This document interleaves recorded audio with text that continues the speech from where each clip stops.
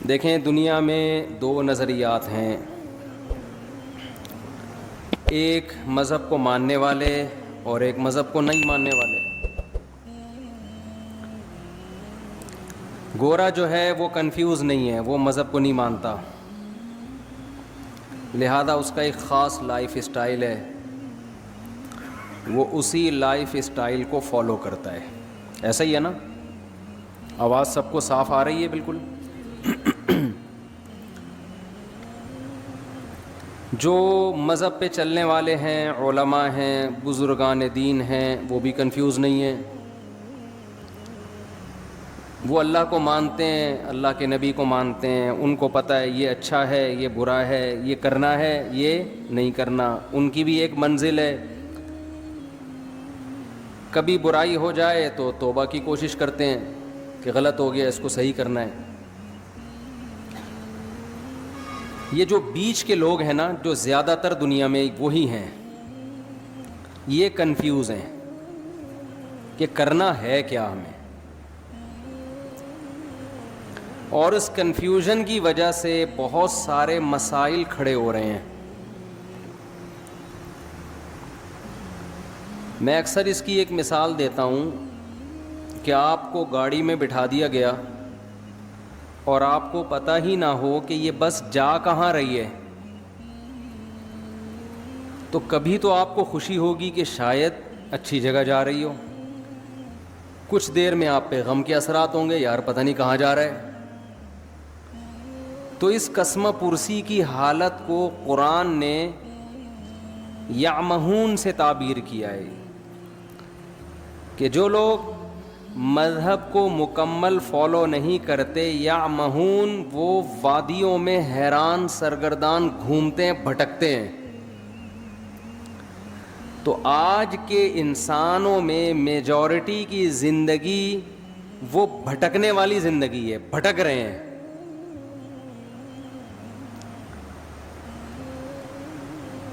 مجھے آپ ایک بات بتاؤ کہ کسی کام کی پلاننگ کام کرنے کے بعد کی جاتی ہے یا کام کرنے سے پہلے کی جاتی ہے؟ پہلے کی جاتی ہے نا۔ مثال کے طور پر آپ نے ناظم آباد میں، نیا ناظم آباد میں، ماشاءاللہ بڑا اچھا لگا مجھے، یہاں کے بڑا اچھا بنا ہوا ہے، پہاڑے وہاڑے بڑے پیارے لگ رہے ہیں۔ نیا ناظم آباد میں آپ نے پلاٹ خریدا کہ میں گھر بناؤں گا، بغیر نقشے کے آپ نے اس میں گھر تعمیر کرنا شروع کر دیا۔ بنانے کا مقصد ہے اس میں بیوی بچے رہیں گے، یہی شریف لوگوں کا یہی مقصد ہوتا ہے۔ اب مزدوروں کو بلا کے آپ نے کہا یہاں دیوار کھڑی کر دو، یہ ایک کھانچہ ایسا بنا دو، اور مقصد ہے بیگم کو خوش کرنا کہ میں اسے اچھا گھر بنا کے دوں گا، میری وائف خوش ہو جائے گی، بھائی آج آپ نے میرا دل خوش کر دیا، میرے مطلب کا گھر بنا دیا آپ نے۔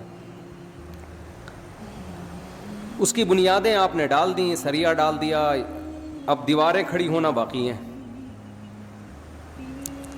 بنیاد مضبوط ہو گئی، بیگم صاحبہ کو آپ نے وزٹ کرایا، بیگم کو آپ نے بتایا یہ گھر ہے، اس نے کہا یہ کیا بن رہا ہے؟ آپ نے کہا یہ کچن ہے، اس نے کہا کچن تو یہاں ہونا ہی نہیں چاہیے۔ کچن کہاں ہونا چاہیے؟ کچن تو وہاں ہونا چاہیے۔ یہ کیا بنا دیا جی؟ یہ کس چیز کی بنیاد ہے؟ یہ واش روم کی ہے۔ ارے یہ واش روم ایگزاسٹ کہاں ہوگا؟ یہ تو جب ہم ایگزاسٹ فین چلائیں گے یہ تو ساری ہوا اور بدبو کہاں آئے گی؟ کمرے میں آئے گی یا کچن میں آئے گی؟ یہ کیا کر دیا آپ نے؟ یہ کیا بنایا آپ نے؟ یہ جو اتنا بڑا سا ہے یہ ہمارا بیڈ روم ہے۔ بھائی آپ نے ایسی جگہ بیڈ روم بنا دیا وینٹیلیشن کا کوئی انتظام ہی نہیں ہے۔ یہ آپ نے بائی دا وے بنایا کس کے لیے؟ آپ کہیں بیگم تمہارے لیے، تو کہے گی مجھ سے پوچھ تو لیتے نا ایک دفعہ، جس کے لیے بنا رہے ہو اس کو نقشہ دکھا کے ایک دفعہ پوچھ تو لیتے۔ آپ کہیں نقشہ تو میں نے بنایا ہی نہیں، نقشہ بنتا تو میں دکھاتا نا، میں نے تو مزدوروں کو لا کے بولا ایک اینٹ یہاں رکھ دو, ادھر واش روم, ادھر کچن, یہ بس بنا دو ایسے ہی. کوئی نقشہ وقشہ نہ پاس کروایا, نہ کسی ماہر آدمی کو میں نے دکھایا, اور تعمیر میں نے کیا کر دی, شروع کر دی. تو بیوی کہے گی گھر تو گیا تیل لینے, مجھے تو یہ سوچ رہی ہوں کہ آپ کے ساتھ میری لائف گزرے گی بھی یا نہیں گزرے. میں تو سوچ رہا ہوں کہ ڈاکومنٹس وغیرہ بنواؤں, خلا کے, طلاق ولاق کے, کہ بندہ انسان کا بچہ مجھے نہیں لگتا. اتنا بڑا کام آپ کر رہے ہو اور بغیر پلاننگ کے, بغیر نقشہ پاس کیے, بغیر کسی ماہر سے مشورہ لیے دیواریں پینڈوؤں کی طرح لا کے رکھنا آپ نے شروع کر دی. کسی گاؤں میں تھوڑی کوئی گھر بن رہا ہے, تو نیا ناظم آباد میں بن رہا ہے. آپ نے نیا ناظم آباد کا وہ حشر کیا کہ ایسا حشر تو پرانے ناظم آباد کا نہیں ہے. بیڑا ہی غرق کر دیا. تو دنیا میں کوئی بھی عقل مند ہمیشہ کام سے پہلے پلاننگ کرتا ہے, کام کے بعد پلاننگ نہیں کرتا, کیونکہ اب پلاننگ کا ٹائم ختم ہو گیا. ہماری زندگی ایک عمارت کی طرح ہے. جب ہم پیدا ہوتے ہیں اس میں ہماری مرضی نہیں چلتی, ہمارے بنانے والا ہمیں جب چاہے وہ ہمیں زندگی کی نعمت سے نواز دیتا ہے. اس میں ہماری پلاننگ کا دخل نہیں ہے. اگر اللہ ہمیں اختیار دیتا نا کب پیدا ہونا ہے آپ نے, آپ بتاؤ کب پیدا ہونا چاہتے ہو, تو میں پلاننگ کر کے پیدا ہوتا. میں کہتا میں نبی کے دور میں پیدا ہوں گا اور مدینہ میں, اور تو ایسا ہی ہوتا نا ہم میں سے.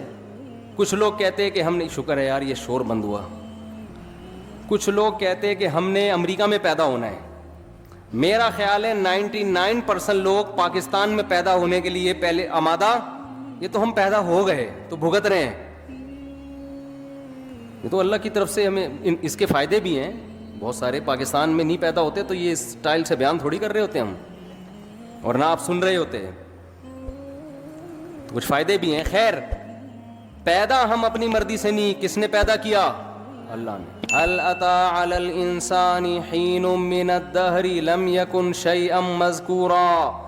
اللہ کہتے ہیں بہت طویل عرصہ انسان پر, کروڑوں اربوں سال ایسے گزرے ہیں جب تمہارا کوئی وجود تھا ہی نہیں, کچھ بھی نہیں تھے. ہم نے اپنی قدرت سے تمہیں حیات دی ہے. کوئی ڈاروین کے نظریے کی پیداوار نہیں ہے ہم لوگ کہ بندر سے ترقی کرتے کرتے انسان بن گئے. یہ بکواس ہے, فضول بات ہے. بندر کھربوں سال بعد بھی بندر کا بندر ہی رہے گا, وہ نہیں چینجنگ آئے گی اس میں. ایک لوہا کہیں پڑا ہوا کھربوں سال میں تیر یا کمان بن سکتا ہے وہ, تو ایک سیل انسان کیسے بن گیا. اور میں ڈاروین مجھے ملا اکیلے میں اس سے کہوں گا کہ ہمارے آباء و اجداد اگر بندر تھے تو دم کہاں گئی ہماری, یا تو دم دو یا دم کے پیسے چاہیے ہمیں. چیز تم نے غائب کر دی یار, ایک پوری دم غائب کر دی اور اس کے پیسے بھی نہیں دے رہے. تو ڈاروین نہیں بولا ہے نا کہ دم تھی غائب ہو گئی ہے. تو قرآن کہتا ہے کہ کروڑوں کھربوں سال انسان پر ایسے آئے ہیں کہ وہ قابل تذکرہ چیز نہیں تھا. انا خلقنا, ہم نے بنایا اپنی قدرت سے, اپنے ارادے سے. تو ہمیں پیدا کس نے کیا ہے, اللہ نے. اس میں ہماری پلاننگ کا کوئی دخل نہیں ہے. اس کے بعد ہم ماں کی چھاتیوں سے دودھ پیتے ہیں, ہمارے ماں باپ ہمیں پالتے ہیں, پوستے ہیں, بڑا کرتے ہیں. اس میں ہمارے والدین کی پلاننگ کا دخل ہوتا ہے, ہماری اپنی پلاننگ کا دخل نہیں ہوتا. تبھی تو حدیث میں آتا ہے, نبی صلی اللہ علیہ وسلم نے فرمایا, کل مولود یولد علی الفطرہ فأبواہ یہودانہ او ینصرانہ او یمجسانہ. ہر بچہ نیچر پہ پیدا ہوتا ہے, اسلام پہ پیدا ہوتا ہے. اس کے والدین پلاننگ کر کے کوئی اس کو یہودی بنا دیتا ہے, کوئی مجوسی بنا دیتا ہے, کوئی عیسائی بنا دیتا ہے, اس کو اس کی نیچر سے ہٹا دیتا ہے. کوئی بچہ ماں باپ کو دیکھ کے شرابی بن جاتا ہے, کوئی چور بن جاتا ہے, نیچر سے ہٹتے ہیں. تو یہ کس کی پلاننگ کی وجہ سے, والدین کی پلاننگ کی وجہ سے. تو جب تک آپ بالغ نہیں ہوتے, آپ میں عقل و شعور نہیں پیدا ہوتا, آپ کی پلاننگ آپ کے والدین کر رہے ہوتے ہیں. یہ غلط پلاننگ بھی ہوتی ہے, صحیح پلاننگ بھی ہوتی ہے, اور بعض دفعہ کوئی پلاننگ سرے سے ہوتی نہیں ہے. کہتے ہیں بس پیدا ہو گئے, اب تمہاری مرضی, جو بننا ہے بن جاؤ اپنی ذمہ داری پہ. لیکن بلوغت کے بعد جب انسان کی زندگی کی عمارت کھڑی ہونا شروع ہوتی ہے, نبی صلی اللہ علیہ وسلم نے فرمایا بچے کے پیٹ, ماں کے پیٹ میں جب بچے میں جان ڈالی جاتی ہے تو فرشتہ ماں کے رحم میں, ماں کے پیٹ میں جاتا ہے اور اس کی تقدیر لکھتا ہے کہ یہ کتنے سال, کتنے دن, کتنے مہینے, کتنے ہفتے, کتنے گھنٹے, کتنے منٹ اور کتنے سیکنڈ زندہ رہے گا. سمجھ میں آ رہی ہے بات کہ نہیں آ رہی ہے؟ یہ پلاننگ بھی کس نے کر دی؟ یہ ہماری پلاننگ نہیں. اب میرے اور آپ میں سے ہر شخص کے بارے میں یہ لکھا ہوا ہے. کس نے 96 سال, ملکہ الزبتھ کے بارے میں لکھا ہوا تھا 96 سال سے پہلے اس کا انا للہ, بولو نہیں ہو, 96 سال میں جائے گی یہ دنیا سے. دنیا کی ایسی حاکم سمجھی جاتی ہے جس نے طویل دور حکومت کا دیکھا.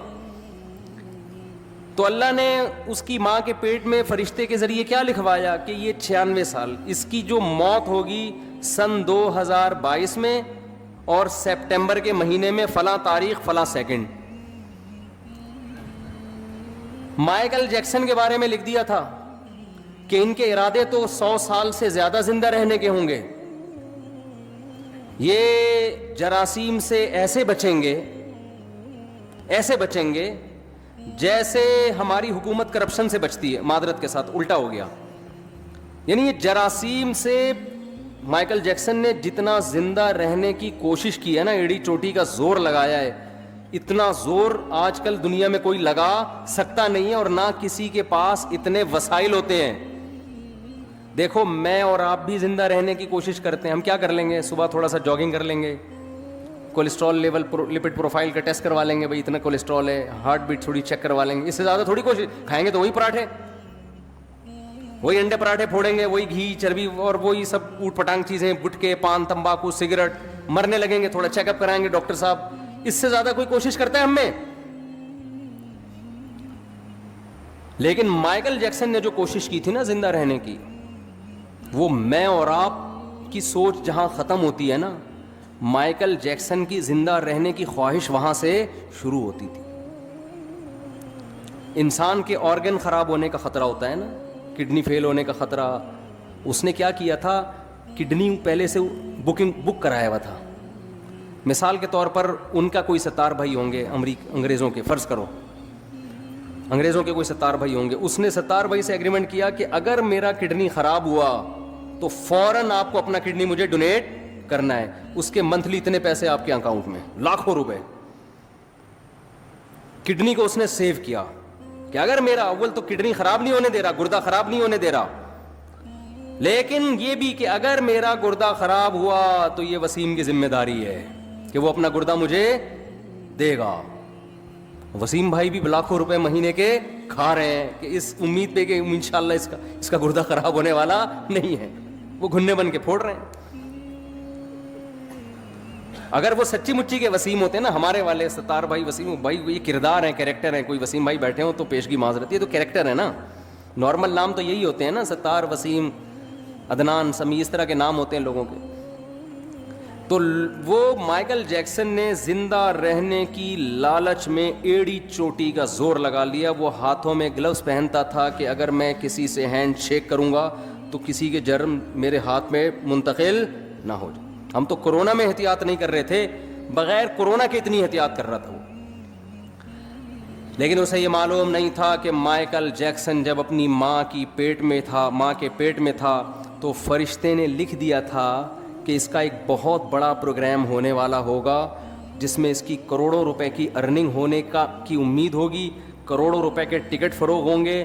اس سے بہتر پروگرام اس کا اس سے پہلے کبھی نہیں ہوا ہوگا, اور یہ بڑی امیدوں میں ہوگا کہ اب میرا پروگرام آنے والا ہے. اس کے لیے پریکٹس کر رہا ہوگا, اس کے لیے جشن منایا جا رہا ہوگا, اور ایک دن یہ اسی امید پہ رات کو سوئے گا. اس کی عمر ہوگی 50 سال, اور صبح پولیس بھی اس کو اٹھائے گی تو پولیس سے بھی یہ نہیں اٹھے گا.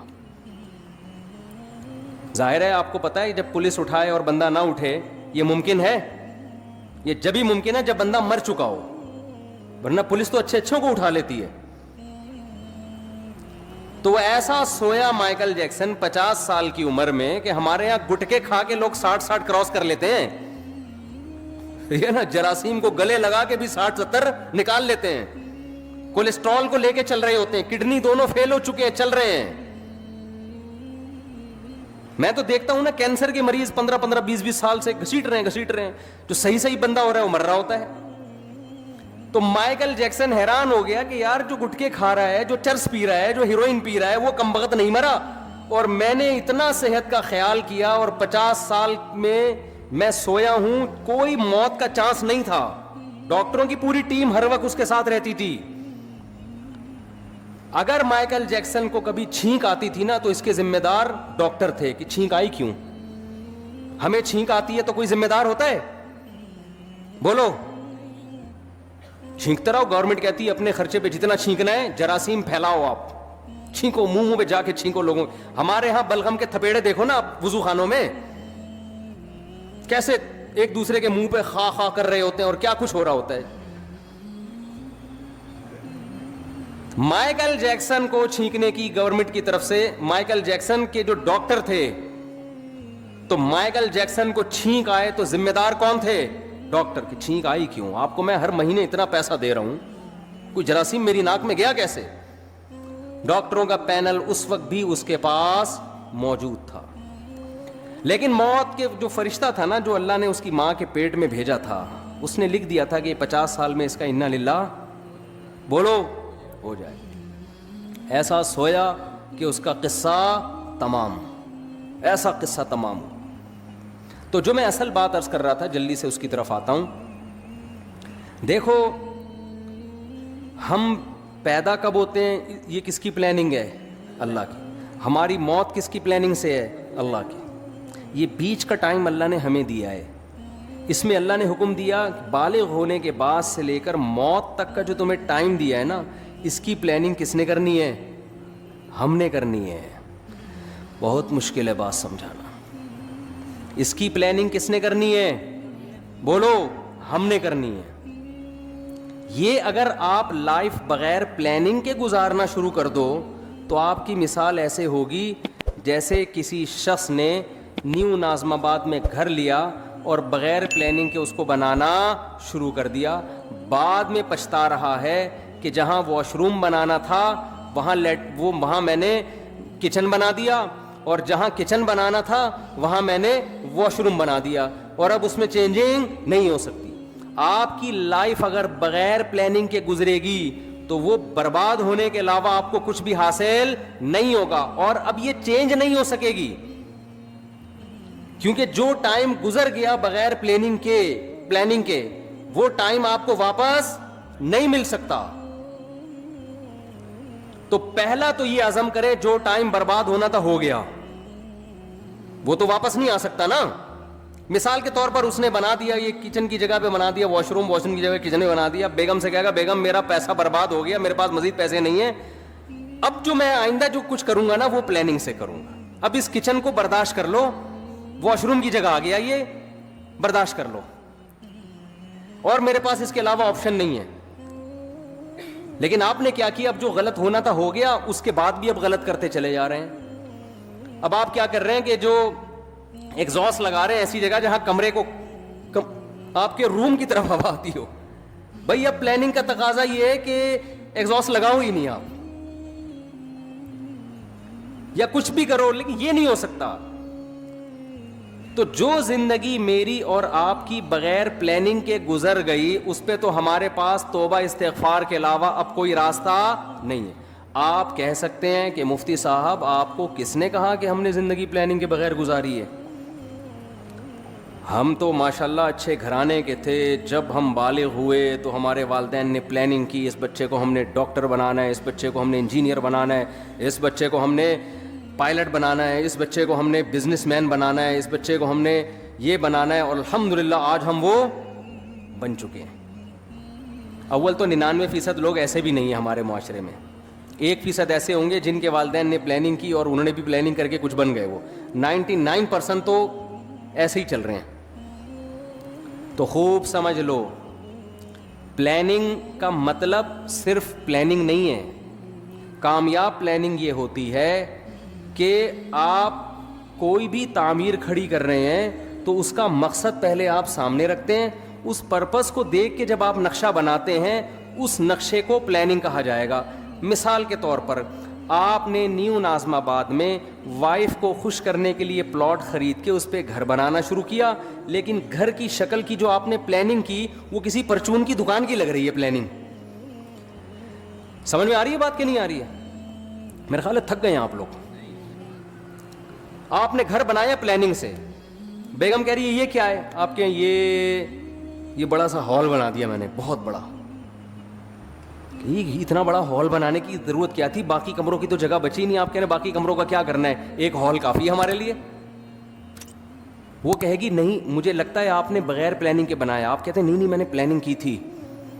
میں نے اس کی پلاننگ کی ہے کہ اس میں اگر کہیں بھی کسی کو گودام کی ضرورت پڑتی ہے نا تو سارا مال اس کمرے میں اتارے گا وہ.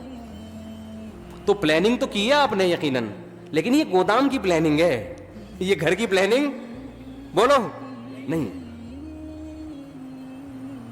تو میں اور آپ پلاننگ تو کر رہے ہیں فیوچر کی. اول تو بہت سے لوگ کر ہی نہیں رہے. ہمارے یہاں تو الحمدللہ کوئی پلاننگ ہوتی نہیں ہے. زیادہ تر لوگ جو پلاننگ کر رہے ہیں نا اپنی زندگی کی, ان کو یہی نہیں پتا کہ ہماری زندگی کا مقصد کیا ہے. لہذا کوئی پلاننگ کر رہا ہے میں بہت بڑا تاجر بنوں گا, کوئی پلاننگ کر رہا ہے میں بہت بڑا ڈاکٹر بنوں گا, کوئی پلاننگ کر رہا ہے میں بہت بڑا سیاستدان بنوں گا. بھائی یہ جو آپ اپنے پرپس کو سامنے رکھ کے پلاننگ کر رہے ہو نا, تو آپ کا بڑا ڈاکٹر بننے سے مقصد کیا ہے آپ کا؟ بیگم کہے گی نہیں اتنا بڑا جو گودام آپ نے بنایا, اتنا بڑا کمرہ, آپ کا مقصد کیا ہے؟ آپ کہیں میں اس میں بورے لا کے رکھوں گا گندم کے, تو سر پکڑ کے بیٹھ جائے گی نا کہ یہ نیو ناظم آباد آپ کو گودام بنانے کے لیے یہ بنایا بلڈر نے. گودام کی الگ جگہ ہوتی ہے بھائی, ٹرک اڈے جاؤ, ٹرک اسٹینڈ جاؤ, وہاں گودام خریدو. تو غلط پلاننگ کو پلاننگ بولو نہیں کہا جاتا. اب میں جلدی سے بات کی طرف آتا ہوں جو میں سمجھانا چاہتا ہوں آپ لوگوں کو. بعض دفعہ بات مختصر ہوتی ہے, اس کی تمہید ذرا لمبی ہو جاتی ہے. دیکھو اگر ہم کافر ہیں, اللہ نہ کرے غیر مسلم ہیں, تو ہمیں اپنی زندگی کا مقصد تلاش کرنے کی ضرورت بولو نہیں ہے. پھر ہم جس چیز کو چاہیں ہدف بنائیں, اس کو سامنے رکھ کر اپنی لائف کی پلاننگ کریں. جیسے انگریز ایک ہدف متعین کرتا ہے مجھے یہ بننا ہے, ان کے ہاں یہ بھی ہدف ہوتا ہے کہ میں نے ماؤنٹ ایوریسٹ کی چوٹی پہ چڑھنا ہے. پوری زندگی کا ان کا ٹارگٹ ہی یہی ہوتا ہے کہ میں نے کیا کرنا ہے, میں نے ماؤنٹ ایوریسٹ کی چوٹی سردیوں میں عبور کرنی ہے. تو کئی سال وہ اسی پلاننگ کے تحت اپنی باڈی کو بناتے رہتے ہیں. یہ ان کا ہدف ہے. اگر کوئی چڑھ جائے اس پہاڑی پر, کامیاب ہو گیا, نہیں چڑھ سکے تو کیا کہتے ہیں, ناکام ہو گیا. بناتے ہیں کہ میں نے میڈیکل سائنس کی فیلڈ میں ترقی کرنی ہے, بعض کہتے ہیں میں نے بہترین سائنٹسٹ بننا ہے. ہم یہ دیکھتے ہیں کہ جو لوگ مذہب کو نہیں مانتے ان کا ایک ہدف ہوتا ہے. اصل بات جو میں عرض کر رہا ہوں, جب تک آپ کے سامنے اپنی لائف کا ہدف نہیں ہوگا کہ میرا اس زندگی سے مقصد کیا ہے, اس وقت تک آپ اپنی زندگی کو پلان نہیں کر سکتے. آپ کی زندگی بے ڈھنگی ہوگی. اب مقصد کیا ہونا چاہیے؟ ایک مقصد ہے کافر کا, غیر مسلم کا. غیر مسلم کا لائف سے مقصد زندگی برائے زندگی, لائف کو انجوائے کرنا, اس کے علاوہ اس کا کوئی ہدف نہیں ہوتا. اگر آپ اللہ کو, کریٹر کو, خدا کو اپنی ڈکشنری سے نکال دیتے ہو تو پھر آپ کو یہ حق حاصل ہے کہ آپ اپنی زندگی کا مقصد خود متعین کرو. سمجھ رہے کہ نہیں سمجھ رہے؟ پھر آپ اپنی زندگی کا مقصد خود متعین کرو, کیونکہ اللہ کو اگر آپ نے نکال دیا, اس کا مطلب کیا ہوا کہ ہم پیدا ہوئے ہیں اللہ کے ارادے سے نہیں, ایک اتفاقی واقعہ ہوا, ہم پیدا ہو گئے. ہم مرتے ہیں اللہ کے ارادے سے نہیں, اتفاق ہوتا ہے. ان ہی الا حیاتنا الدنیا نموت ونحیا وما یہلکنا الا الدہر. نبی کے دور میں جو ایتھیسٹ تھے وہ کہتے تھے کہ یہ دنیا کی زندگی ہے جس میں ہم مرتے بھی ہیں جیتے بھی ہیں, یہ خدا کے تصرفات نہیں ہیں, یہ زمانے کے تصرفات ہیں. زمانے میں ہوتا ہے موت بھی ہے, زندگی بھی ہے, اور پھل پھول بھی پیدا ہوتے ہیں, کوئی خوشی کی زندگی, کوئی غم کی زندگی. تو اگر میرے اور آپ کا بھی خدا نخواستہ یہ نظریہ ہے تو میرے بھائی ہمیں پھر اپنی زندگی کا ہدف تلاش کرنے کی ضرورت, خدا سے پوچھنے کی ضرورت نہیں ہے. پھر ہماری مرضی, ہم جس چیز کو ہدف بنا لیں. کیا خیال ہے, غلط تو نہیں کہہ رہا میں؟ پھر ہماری مرضی, پھر میں خود فیصلہ کروں گا میں نے کیا بننا ہے, پھر میری مرضی. میں کہوں یار میں نے ڈاکٹر بننا ہے, میں نے انجینئر بننا ہے, میں نے سائنٹسٹ بننا ہے, میں نے یہ بننا ہے, میں نے وہ بننا ہے, میں نے کچھ بھی نہیں بننا, میں نے ویسے انجوائے کرنا ہے لائف کو. بعض لوگوں کا یہ ہوتا ہے کچھ بھی نہیں بننا, انجوائے کرنا ہے بس. وہ میں ایک چٹکلا اکثر سناتا ہوں نا, آپ لوگ نئے ناظم آباد کے نئے لوگ ہیں. وہ ایک نوجوان جو ہے سمندر کے کنارے لیٹا ہوا اور سگریٹ کے کش لے رہا ہے. ایک بوڑھے میاں گئے, ذرا اسپیڈ میں سنا دیتا ہوں کیونکہ کئی دفعہ لوگ سن چکے ہیں. تو ایک بوڑھے میاں گئے اس نوجوان کو سمجھانے لگے, بیٹا تم اپنا ٹائم ویسٹ کر رہے ہو, کچھ کر کیوں نہیں لیتے؟ اس نے کہا انکل کیا کروں؟ بیٹا میٹرک کر لو. اس نے کہا 10 سال لگیں گے میٹرک میں. پھر کیا کروں؟ بیٹا پھر انٹر کر لینا 2 سال میں. تو 12 سال ہو گئے جی انکل, پھر کیا کروں؟ پھر بیٹا بی اے کر لینا. اچھا جی بی اے بھی کر لیا, پھر کیا؟ پھر بیٹا ماسٹر کر لینا. انکل 16 سال ہو گئے ماسٹر کر لیا, پھر کیا کروں؟ بیٹا پی ایچ ڈی کر لینا. انکل 18 سال ہو گئے پی ایچ ڈی کر کے کیا کروں گا؟ انکل نے کہا بیٹا پھر تمہیں اچھی جاب ملے گی, پیسے کمانا. انکل پھر کیا کروں؟ بیٹا پھر شادی کرنا, اچھے خاندان میں شادی ہوگی. انکل پھر کیا ہوگا؟ پھر تمہاری اولاد ہوگی. انکل پھر کیا ہوگا؟ وہ نوجوان تجسس میں نا کہ اینڈ کیا ہوگا اس کا. اچھا انکل بچے بھی ہو گئے, اب کیا ہوگا؟ کہہ رہے ہیں لائف کو انجوائے کرنا, مزے اڑانا. تو پھر ابھی کیا کر رہا ہوں میں؟ مزے ہی تو اڑا رہا ہوں. تو بعض لوگوں کا مقصد نہ ڈاکٹر بننا, نہ انجینئر بننا, نہ پائلٹ بننا. ان کا مقصد کیا ہے؟ لائف کو انجوائے کرنا. تو وہ بھی ایک مقصد ہے بھائی. وہ کہنا ہے بھائی لائف کو ہم انجوائے کرنے کے لیے آئے, انٹرٹینمنٹ.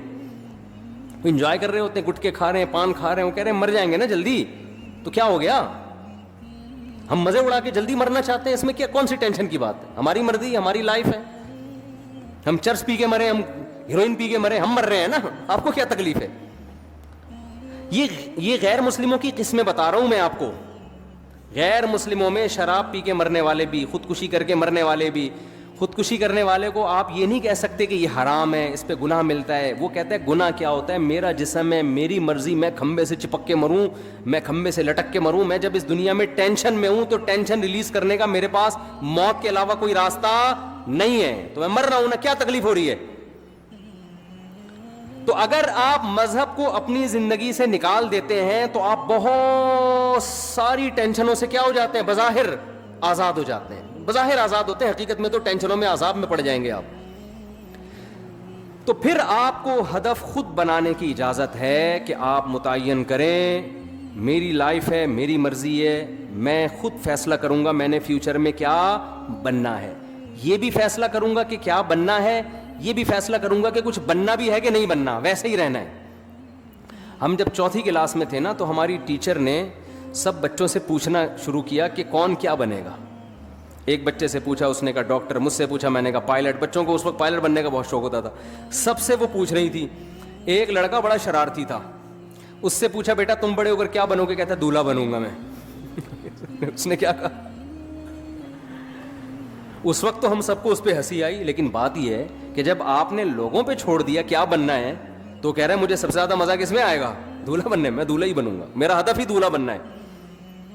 اس وقت تو یہ بات ہمیں سمجھ میں نہیں آتی تھی, لیکن جب ہم آج 50 سال کے ایسے لڑکے دیکھ رہے ہیں نا جو دولہا بننے کی خواہش میں ترس رہے ہیں, جو دولہا بن ہی نہیں پا رہے بیچارے اپنی حرکتوں کی وجہ سے, تو پھر مجھے وہ یاد آتا ہے کہ یہ دولہا بھی خوش قسمت لوگ بنتے ہیں.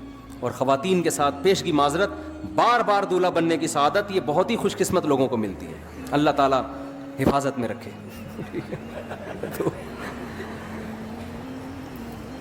تو اب مجھے ایک بات بتاؤ کہ یا تو آپ ادھر ہو جاؤ انگریز کی طرف, ان کا ہدف وہ خود متعین کرتے ہیں, لیکن جو خدا کو ماننے والے ہیں, دیکھیں قرآن بہت ساری اہل ایمان کی جو علامت بیان کرتا ہے نا, اس میں بار بار یہ کہتا ہے کہ یہ علامتیں ان میں پائی جاتی ہیں جو اللہ پر اور آخرت کے دن پر ایمان رکھتے ہیں. ہمیں شروع میں یہ چیزیں سمجھ میں نہیں آتی تھیں, لیکن اب جب کمپیئر کر رہے ہیں نا دنیا کی قوموں سے تو قرآن بار بار کہہ رہے ہیں جو اللہ کو مانتے ہیں وہ زنا نہیں کرتے, جو اللہ کو مانتے ہیں وہ رشتہ داری کو توڑتے نہیں ہیں. آج ہمیں گورے نظر آتے ہیں رشتہ داری توڑتے ہوئے, آج ہمیں گورے نظر آتے ہیں زنا کرتے ہوئے. جو اللہ کو مانتے ہیں وہ شراب نہیں پیتے, جو اللہ کو مانتے ہیں وہ سود نہیں کھاتے, جو اللہ کو مانتے ہیں وہ نماز پڑھتے ہیں. آپ کو گوروں میں 20 خوبیاں نظر آئیں گی. ہر بات شروع کرنے سے پہلے 20 دفعہ تھینک یو, بات ختم کرنے کے بعد 20 دفعہ تھینک یو. بہت ساری خوبیاں ہیں. نماز پڑھتے ہوئے وہ نظر نہیں آئیں گے, رشتوں کو جوڑتے ہوئے وہ نظر نہیں آئیں گے. وہ تو باپ جیسا قریب ترین رشتہ بڑھاپے میں اس کا اولڈ ہاؤس میں گزرتا ہے اس کا. تو قرآن نے بڑا فرق کیا ہے ماننے والے اور نہ ماننے والے. تو پہلا تو آپ فیصلہ کرو کہ ہم ماننے والوں میں ہیں یا نہ ماننے والوں میں. ہم اگر ماننے والوں میں ہیں تو آپ کو اپنا زندگی کا ٹارگٹ خود متعین کرنے کی اجازت نہیں ہے. پھر یہ خدا نے جو بتایا اس پہ, اس پرپس پہ آپ کو کام کرنا پڑے گا جو اللہ نے بتایا ہے. تو پہلے تو یہ کلیئر کریں.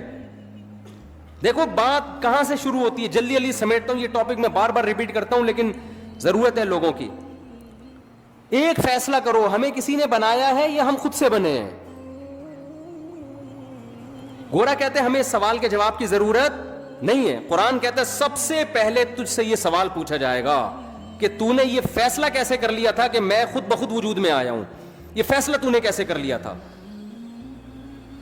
اللہ نے ہمیں آزاد نہیں چھوڑا, ہمیں اپنے رب کے وجود پر, اس کی توحید پر ایمان لانا پڑے گا. یہ آپشنل نہیں ہے. اگر نہیں ایمان لائے, اللہ کہتے ہیں ہمیشہ کے لیے جہنم کی آگ اور اس کے ایندھن بنا دوں گا میں تمہیں. اللہ کے لیے سب سے امپورٹنٹ سوال اور سب سے امپورٹنٹ نظریہ ہماری زندگی میں یہ ہے کہ ہم اس کے وجود کو تسلیم کرتے ہیں یا نہیں کرتے. یہ سوال سائنسدانوں کے لیے اہم نہیں ہے, یہ سوال ڈاکٹروں کے لیے اہم نہیں ہے, یہ سوال گوروں کے لیے اہم نہیں ہے. دیکھیں کچھ سوال کسی کے لیے اہم ہوتے ہیں, کسی کے لیے امپورٹنٹ نہیں ہوتے. مثال کے طور پر آپ جس گھر میں رہتے ہو, آپ کی بیوی کے لیے سب سے امپورٹنٹ چیز کیا ہے کہ آپ اس کا شوہر اس بیوی کو بیوی سمجھتا بھی ہے کہ نہیں سمجھتا. آپ محلے والوں کے حقوق ادا کر رہے ہو, آپ دوستوں سے اچھے طرح سے مل رہے ہو, آپ کرکٹ کے بہت اچھے کھلاڑی ہو, چوکے چھکے لگا رہے ہو, لیکن گھر میں بیوی کو آ کے کہتے ہو میں نہیں مانتا آپ کو اپنی بیوی. تو ان چھکے چوکوں اور ان قوم کی خدمت کی بیوی کی نظر میں کوئی ویلیو ہوگی؟ بولو نا. وہ کہے گی میری نظر میں تو 2 ٹکے کا انسان نہیں ہے, میں تیرے گھر رخصت ہو کے آئی ہوں, میرا تیرے سے رشتہ ہے, تو مجھے اپنی مان تو صحیح نا, میرے حقوق تو ادا کر. تو بیوی کے لیے سب سے امپورٹنٹ سوال کیا ہے شوہر کے حق میں کہ یہ شوہر مجھے اپنا مانتا ہے یا نہیں مانتا. اسی طرح خوب سمجھ لو, شوہر کے لیے جب بیوی کا ایک رشتہ ہے تو اس میں سب سے امپورٹنٹ بیوی کے لیے سوال یہ ہے کہ یہ مجھے اپنا ہسبینڈ مانتی ہے یا بولو نہیں مانتی. اب آپ کی وائف اپنے ماں باپ کے ساتھ بڑا اچھا سلوک کر رہی ہے, جاب کر رہی ہے اور غریبوں کو کھانا کھلا رہی ہے, سیلاب زدگان کی مدد کے لیے خود بنفس نفیس شاپر لے کے پہنچی ہوئی ہے, بڑی خدمتیں ہو رہی ہے. جب گھر میں آتی ہے آپ سے تمیز سے بات نہیں کرتی, آپ کہتے ہیں میں تمہارا ہسبینڈ ہوں, وہ کہتی ہے میں کنفیوز ہوں کہ پتہ نہیں آپ ہسبینڈ ہیں بھی یا نہیں ہے. میرے لیے سوال زیادہ امپورٹنٹ نہیں ہے. آپ نادرا کے سرٹیفکیٹ دکھا رہے ہو, بیگم یہ تو وہی میری تصویر لگی ہوئی ہے, یہ مفتی طارق مسعود سے نکاح پڑھوایا تھا ہم نے, اور یہ دیکھو یہ نادرا میں تمہارے ابا کا نام, یہ میرا نام, یہ پورا پراپر کام ہے, ہمارا نکاح رجسٹرڈ ہے. وہ کہتی ہے ایکچولی میرے پاس ٹائم نہیں ہے ان سب باتوں کے لیے, ایکچولی میرے پاس ان سب باتوں کے لیے ٹائم, میرے لیے سوال زیادہ امپورٹنٹ ہے ہی نہیں, میرے پاس تفتیش کا ٹائم ہی نہیں. میں ڈاروین کے نظریے کو مانتی ہوں. ڈاروین کیا کہتا ہے کہ اتفاق سے وجود میں آ گئے, تو اتفاق سے آپ ہمارے گھر میں آ گئے, دیکھنے میں شوہر لگ رہے ہیں آپ. اب اس تفتیش میں جانا کہ یہ ڈاروین کا نظریہ ٹھیک تھا غلط تھا, میں اتفاقی چیزوں کی قائل ہوں. سائنس سے ثابت کرو کہ تم میرے ہسبینڈ ہو. سائنس سے کوئی ثابت کر سکتا ہے؟ کسی کا باپ بھی ثابت نہیں کر سکتا. کوئی لیبورٹری ٹیسٹ سے کہ یہ اس کا ہسبینڈ ہے کوئی کر سکتا ہے؟ بولو نا کیا ہو گیا؟ سائنس سے کہاں سے ثابت ہوگا بھائی؟ یہ تو گواہوں سے ثابت ہوگا. گواہ کہیں گے آپ کے نہیں میں سائنس کا اسٹوڈنٹ ہوں, میں سائنس کے بغیر نہیں مانتا. نیوٹن کا کوئی قانون پیش کرو کہ وسیم میرا شوہر ہے, تو ہم کیا کہیں گے؟ سائنس کو غلط جگہ فٹ کر رہی ہے بھائی تو. یہی سوال نا آج کل کے لبرل لوگ کہتے ہیں سائنس سے خدا کا وجود ثابت کرو. اول تو سائنس سے بھی ہوتا ہے, لیکن ایک مثال دے رہا ہوں. اتنے ثبوت اللہ نے اپنے وجود کے دے دیے, اتنے مضبوط ڈاکومنٹس پکڑا دیے, اتنے ایک ایک چیز اس کائنات میں خدا کے وجود کی گواہی دے رہی ہے کہ یہ چیزیں خود بخود نہیں بن سکتی. اور گورا کیا کہتا ہے؟ میرے لیے یہ سوال امپورٹنٹ نہیں ہے کہ ہمیں کوئی بنانے والا ہے یا نہیں ہے. تو گورے کے لیے امپورٹنٹ نہیں ہے میرے اور آپ کے لیے امپورٹنٹ نہیں ہے. جس خدا نے بنایا اس کے لیے سب سے امپورٹنٹ کوشچن کیا ہے کہ تم میرے وجود کو مانتے ہو یا نہیں مانتے. میں 2-3 اور مثالیں دوں. بیٹا کیا کہتا ہے؟ گلی محلے میں سب کی خدمتیں کر رہا ہے, سیلاب زدگان کی مدد کے لیے پہنچا ہوا ہے, بڑی زبردست تقریریں کر رہا ہے. گھر میں جب ابا کہتے ہیں بیٹا مجھے پانی پلا دے, مجھ سے گھٹنے میرے خراب ہو گئے, مجھ سے چلا نہیں جاتا, وہ کہہ رہے بھائی میں آپ کو کیوں پانی پلاؤں, ہر انسان کو اپنا کام خود کرنا چاہیے. کہیں بیٹا میں تمہارا باپ ہوں. اب وہ کنفیوز ہے بیٹا, ابا آپ یعنی آپ میرے والد ہیں, وسیم بھائی آپ میرے کیا ہیں؟ ابا ہی کہہ دیا تو پھر تو مسئلہ ہی ختم ہو گیا نا. تو باپ کو غصہ آئے گا, بیٹا تو مجھے باپ نہیں مانتا. بیٹا کہہ رہا ہے ابا اصل میں نے اسٹڈی اور سائنسی ترقی میں اتنا ٹائم لگایا ہے نا کہ مجھے اس سوال کے جواب کی فرصت ہی نہیں ملی کہ آپ میرے ابا ہیں یا اس تحقیق کی میرے پاس ٹائم, میں اصل میں بڑے بڑے کارنامے کر رہا ہوں. میں ابھی ایک میرا خلائی سیارہ چاند پہ پہنچنے والا ہے اور اگلا سفر میرا مریخ کی طرف, ویزا آ گیا مریخ سے میرا. یہی ہوتا ہے نا آج کل لوگوں نے سائنسدانوں کو اپنا باپ بنا لیا ہے. یار گورا اتنی ترقی کر رہا ہے, گورا اتنی بہت کر رہا ہے, بھائی اس کو مانو, کر رہا ہے, ہم اس کے منکر نہیں ہیں.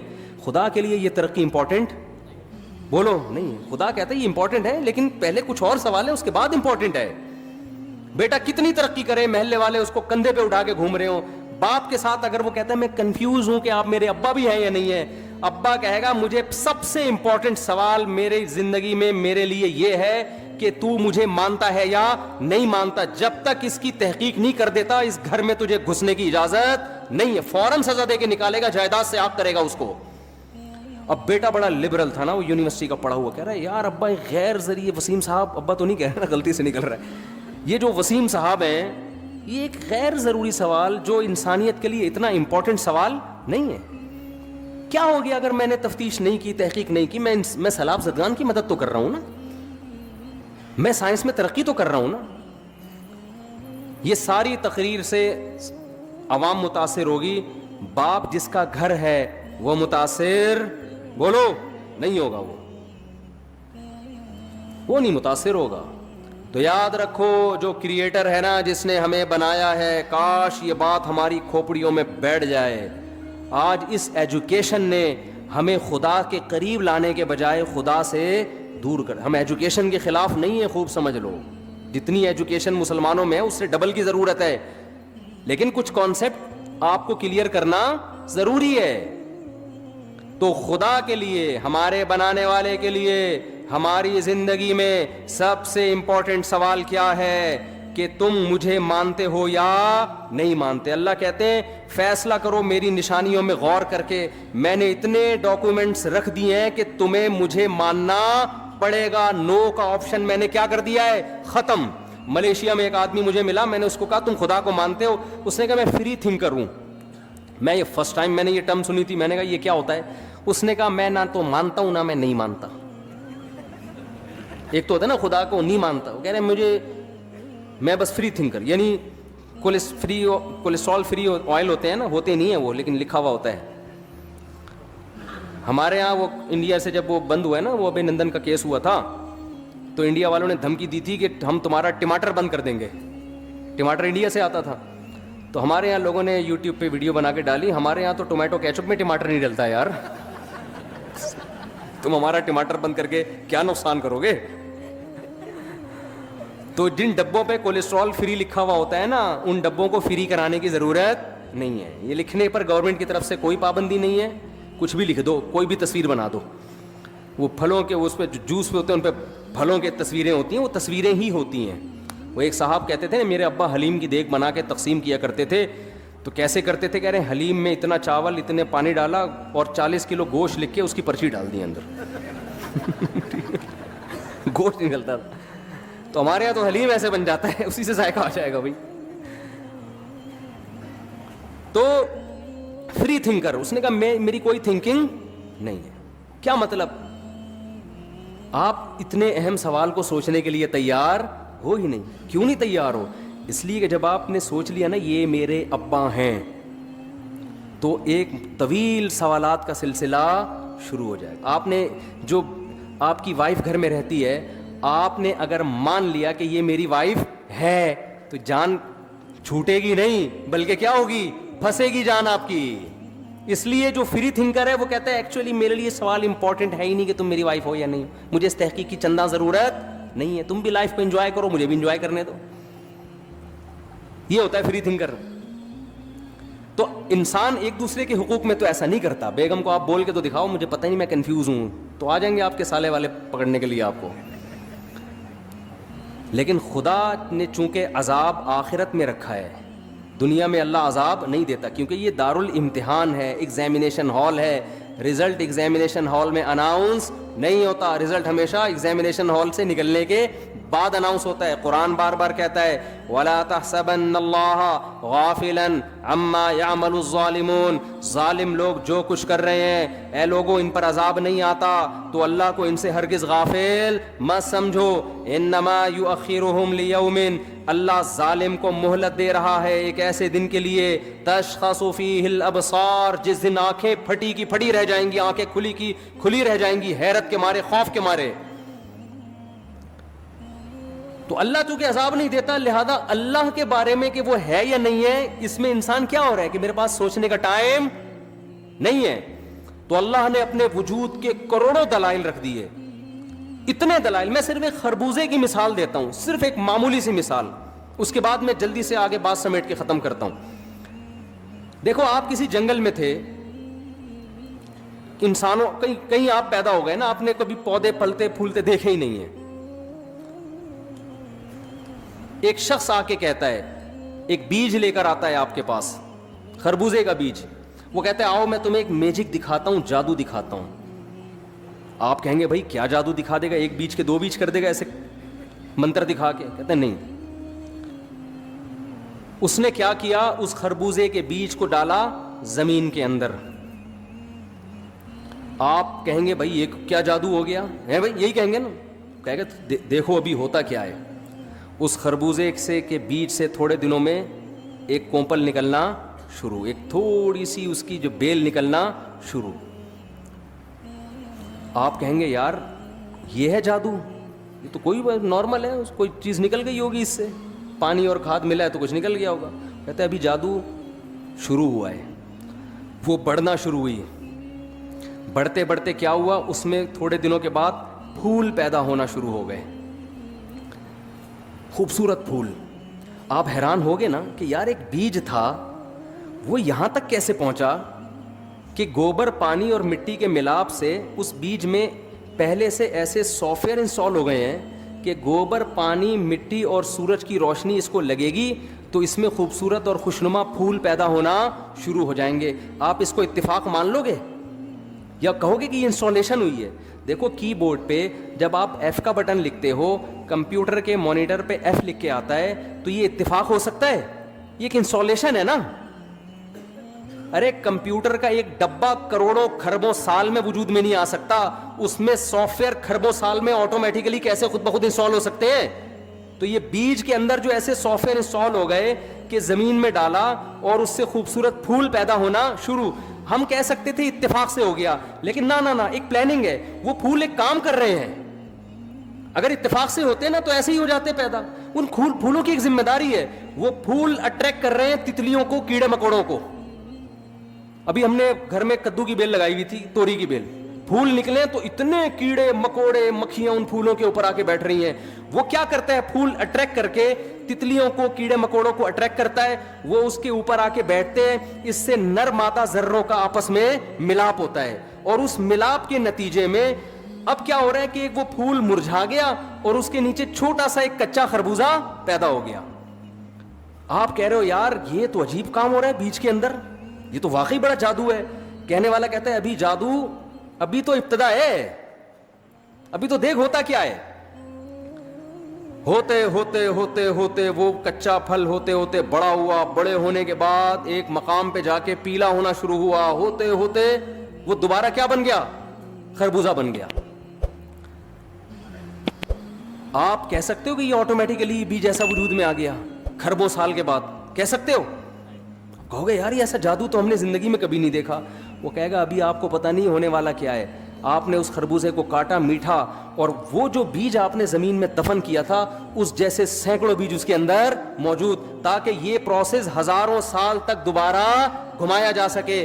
میں کہتا ہوں سائیکل کے جو گراریاں ہوتی ہیں نا, کروڑوں کھربوں سال میں 2 گراریاں آپس میں ایڈجسٹ نہیں ہو سکتی, کہ جس کے نتیجے میں ایک گراری گھومتی ہے تو چین گھوم کے دوسری گراری کو گھما کے واپس ایک سائیکل بن جاتی ہے.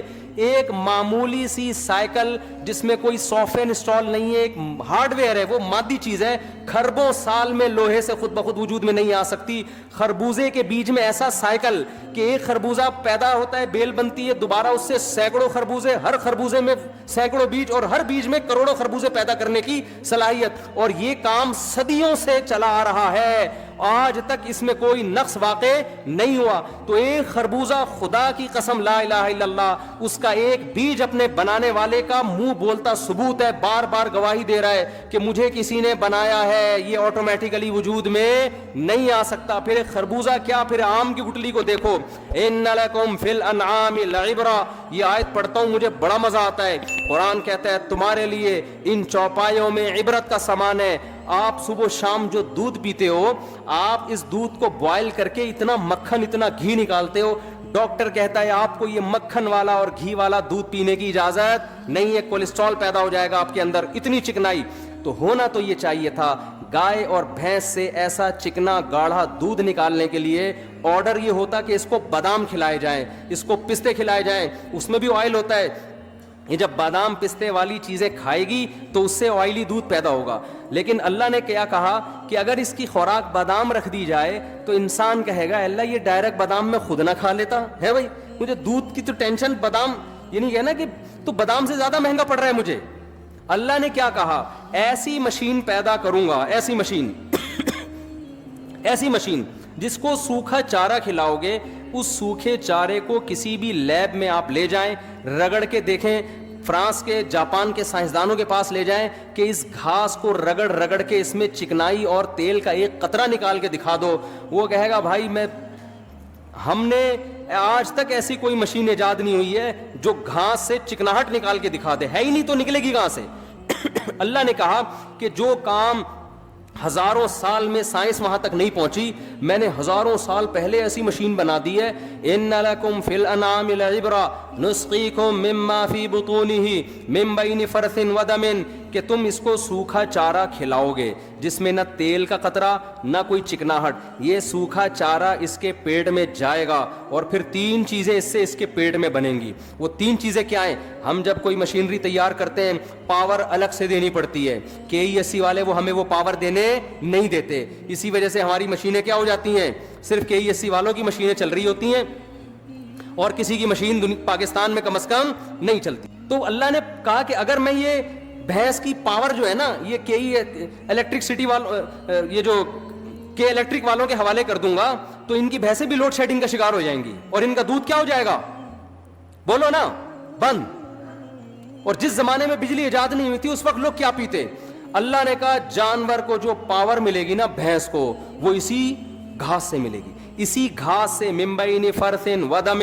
اللہ کہتے ہیں اس سے گوبر بناؤں گا جو زمین کی طاقت, تاکہ یہ گھاس دوبارہ اگے. وہ گوبر زمین پہ گر کے نائٹروجن پیدا کرے گا تاکہ اس سے دوبارہ گھاس اگے, اور اسی سوکھی گھاس سے بلڈ پیدا کروں گا جو جانور کو ڈیزل کا کام, وہ ایندھن کا کام کرے گا. یہ جانور کا ڈیزل ہے, اس سے اس کی باڈی رن کرتی رہے گی. من بین فرث ودم. اللہ کہتے ہیں سورہ انعام میں, جس فیکٹری میں گوبر تیار ہو رہا ہے سوکھے چارے سے, جس فیکٹری میں سوکھے چارے سے خون تیار ہو رہا ہے, اسی فیکٹری میں خون اور گوبر سے بچاتے ہوئے لبنا خالصا سائغا للشاربین, ایسا سفید دودھ اتارتا ہوں کہ رنگت تو تم نے اس کی دیکھی ہے, لذت کیسی. پینے والا جب حلق کے قریب لے کے جاتا ہے تو حلق میں وہ دودھ پھسلتا چلا جاتا ہے, اتنا مزہ آتا ہے. بن کس سے رہا ہے؟ گھاس سے, جسے چک کے دیکھو تو تھو تھو کرنے کو دل کرتا ہے, اور اس سے 2 گندی ناپاک چیزیں بن رہی ہیں, ایک گوبر اور ایک بلڈ. لیکن ہمارے لیے جو اس کے تھنوں میں جو چیز اتر رہی ہے, ایسی لذیذ سائغا للشاربین, پینے والوں کے لیے حلق میں پھسلنے والا, اترنے والا. گھونٹ بھر بھر کے پینا نہیں پڑتا, پہلے گھونٹ میں زور لگانا ہے, دوسرا خود بخود آٹومیٹیکلی آپ کی باڈی اس کو کھینچ لے گی, اتنا لذیذ ہوتا ہے وہ. تو میرے بھائی یہ مشین خود بخود بن سکتی ہے کیا ہو گیا میرے بھائی؟ آٹومیٹیکلی بن گئی. کروڑوں سال میں ایسی مشین وجود میں آ گئی, اور ایک نہیں کروڑوں مشینیں. شہد کی مکھی کو دیکھ لو, اتنی سی کھوپڑی ہے اس مکھی کی, 2-4 تاریں نکلیں گی اس کے اندر سے. کیسی مینجمنٹ ہے بھائی, کیا مینجمنٹ ہے. ایک ملکہ مکھی ہے, مزدور مکھی ہے.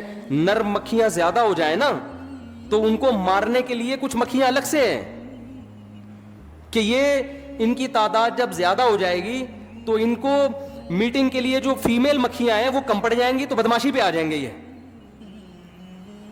اتنی پلاننگ تو انسانوں میں نہیں ہے. یہ پلاننگ پہلے سے اللہ نے کس میں رکھی کہ بھئی یہ نر زیادہ ہو گئے, ان کی تعداد زیادہ, اڑا دو ان کو بم سے. کوئی پتھر سے نہ مارے میرے دیوانے کو, بم کا زمانہ ہے, اڑا دو سالے کو. وہ شعر تو اصل میں یہ تھا نا, کوئی پتھر سے نہ مارے میرے دیوانے کو, حسن حاضر ہے محبت کی سزا پانے کو. اس پہ ہمارے کراچی کے شاعروں نے اس کا بیڑا غرق کر دیا, اپنے حساب سے ایڈجسٹ کیا نا اس کو کہ کوئی پتھر سے نہ مارے میرے دیوانے کو, بم کا زمانہ ہے, اڑا دو سالے کو. تو مادہ مکھیاں یہی کرتی ہیں کہ نر جب زیادہ ہو جائیں تو یہ ماحول کیا کریں گے, بدنظری کریں گے, ڈیٹے ماریں گے. تو ڈیٹوں میں لگ جائیں گی مادہ مکھیاں. شہد تمہارا باپ بنائے گا معذرت کے ساتھ ہے بھائی. کیا کنٹرولنگ سسٹم ہے بھائی. ان کو کیسے پتا چل جاتا ہے ان کی تعداد زیادہ ہوگی, ان کو مار دو, اڑا دو سالوں کو. اچھا وہ بھی پہلے سالوں کو اڑاتی ہیں جو نر مکھا ہوگا نا اس کے بھائی کو پہلے اڑائیں گی. تو خیر سالہ تو الٹا ہوتا ہے نا, بیوی کے بھائی کو بولتے ہیں. خیر ایسی خوبصورت پلاننگ ہمیں اس کائنات میں نظر آتی ہے. خدا کی قسم یہ خود بخود نہیں, یہ آپ کو فری تھنکر بننے کی اللہ کی طرف سے اجازت نہیں ہے. آپ سے سب سے پہلے دنیا سے جانے کے بعد جو سوال ہوگا, مر ربک, تمہارا رب کون ہے. آج جب لوگ بتاتے ہیں نا علماء, قبر میں سب سے پہلا سوال ہوگا تمہارا رب کون ہے, پڑھے لکھا طبقہ اس پہ ہنستا ہے, کہتے ہیں یہ مولویوں کی کہانیاں ہیں, قبر میں تو مر کے مٹی ہو کے ہم کیا ہو جاتے ہیں, فینش, ختم, کیڑے کھا کے ختم. یہ مولویوں نے لوگوں کو جنت جہنم کے چکر میں ڈالا ہوا ہے, اپنے چورن بیچنے کے لیے, اپنی دکانیں چلانے کے لیے لوگوں کو الو بنایا ہوا ہے کہ قبر میں فرشتہ بٹھاتا ہے, کہتا ہے من ربک. کوئی سوال نہیں ہوگا, مر گئے مٹی ہو کے ختم. قرآن کہتے ہیں نا نا نا نا نا نا, ہرگز ایسا نہیں ہے. مر کے مٹی ہو کے باڈی ختم ہوتی ہے, تمہاری روح ختم نہیں ہوتی. جیسے آپ جب سو جاتے ہیں تو آپ کی باڈی کام کرنا چھوڑ دیتی ہے, روح آپ کی بھٹکتی رہتی ہے, خواب دیکھتی ہے, لذت بھی حاصل کرتی ہے, تکلیف بھی محسوس کرتی ہے. ایسے ہی برزخ کی ایک زندگی ہے. اللہ کہتے ہیں تم نے اس مادی زندگی کو دیکھا ہے, تم اس زندگی کے بارے میں کیسے فیصلہ کر سکتے ہو جو تم نے دیکھی نہیں ہے. سائنس وہاں تک بات کرے گی نا جہاں تک اس کا ہدف ہے, تو یہ ہے ہی نہیں, یہ اس کی پہنچ ہی نہیں ہے وہاں تک. تو پہلے تو اپنا ایمان درست کرو, ہم خدا کے وجود کے قائل ہیں, ہم خدا کے منکر, ہم فری تھنکر بولو نہیں ہے. اور اگر آٹومیٹیکلی پیدا ہو رہے ہوتے تو ایک جنس پیدا ہوتی ہے نا, یہ مرد الگ عورت الگ کیوں پیدا ہو رہے ہیں ہے بھائی. یہ تو پلاننگ ہے نا کہ مرد بھی پیدا ہو رہے ہیں اور کیا پیدا ہو رہے ہیں عورت. اتفاق سے اتنی مینجمنٹ ہوتی ہے, اور مردوں میں عورت کی طرف ڈیزائر, عورت میں مرد کی طرف, پھر ان کے ملاپ سے نسل پیدا ہو رہی. او بھائی یہ ڈارون سے بڑا پھینکو خدا کی قسم دنیا میں کوئی بھی نہیں گزرا. مجھے اکیلے میں ملے کسی دن وہ, میں تو سب سے پہلے دم کے پیسے مانگوں گا اس سے. پیسوں کے آج تو مہنگائی کا دور ہے نا, جس سے جتنے پیسے نکلوا سکتے ہو نکلواؤ. ایک پاکستانی سفر کر رہا تھا, اب پاکستانیوں کا دماغ بزنس کی طرف بہت چل رہا ہے, تو دیکھا ایک چائنیز بیٹھا ہوا ہے ٹرین میں, دونوں سفر کر رہے ہیں, تو چائنیز کی ناک پہ مچھر آ کے بیٹھا, اس نے پکڑ کے کھا لیا. ان کے یہاں تو کوئی حلال حرام ہے ہی نہیں, کہتے ہیں پروٹین ہونے چاہیے, بس کتا کھا لو, بلی کھا لو, مذہب نہیں ہے نا. ارے میں آپ کو ابھی تو یہی تو اتنی دیر سے میں عرض کر رہا ہوں کہ مذہب کو زندگی سے نکالو تو ٹینشن کیا ہو جائے گی, ختم. پھر نہ یہ سوال کی ضرورت ہے میرا ابا کون ہے, میری اماں کون ہے. جب ابا اماں ہیں تو پھر حقوق بھی ہے نا, تو چھوڑا یار, مان لیا ٹھیک ہے, نہیں مانا تو بھی کیا ہے, وہ صرف گورنمنٹ کو مانتے ہیں. تو وہ چائنیز کی ناک پہ مچھر آ کے بیٹھا, اس نے اٹھا کے کھا لیا. اس نے کہا پروٹین ہے, فری پکڑ کے مل رہے ہیں. تو پاکستانی کی ناک پہ تھوڑی دیر مچھر آ کے بیٹھ گیا, چائنیز سے تو ڈر گیا ہوگا. اب کھا تو سکتا نہیں تھا کہ ظاہر ہے ساری زندگی کبھی مچھر مکھی کھائے نہیں, تو اٹھا کے اس کو کہتا ہے خریدے گا بھائی تو میرے سے کتنے کا لے گا. تو ایک لطیفہ سنا دوں بیان سے ہٹ کے, لیکن آپ لوگ بہت ظاہر ہے گرمی بھی ہو رہی ہے, تھوڑا فریش ہو جائیں گے. ایک پاکستانی کسی چائنیز دوست سے ملاقات کے لیے گیا, عیادت کے لیے, وہ چائنیز کے بارے میں پتہ چلا یہ شدید بیمار ہے، تو وہ اس کے پاس گیا تو دیکھا کہ وہ بیچارے کی آکسیجن لگی ہوئی ہے اور بس بیچارہ بڑی ٹینشن میں ہے، تو یہ اس کے قریب کھڑا ہو گیا.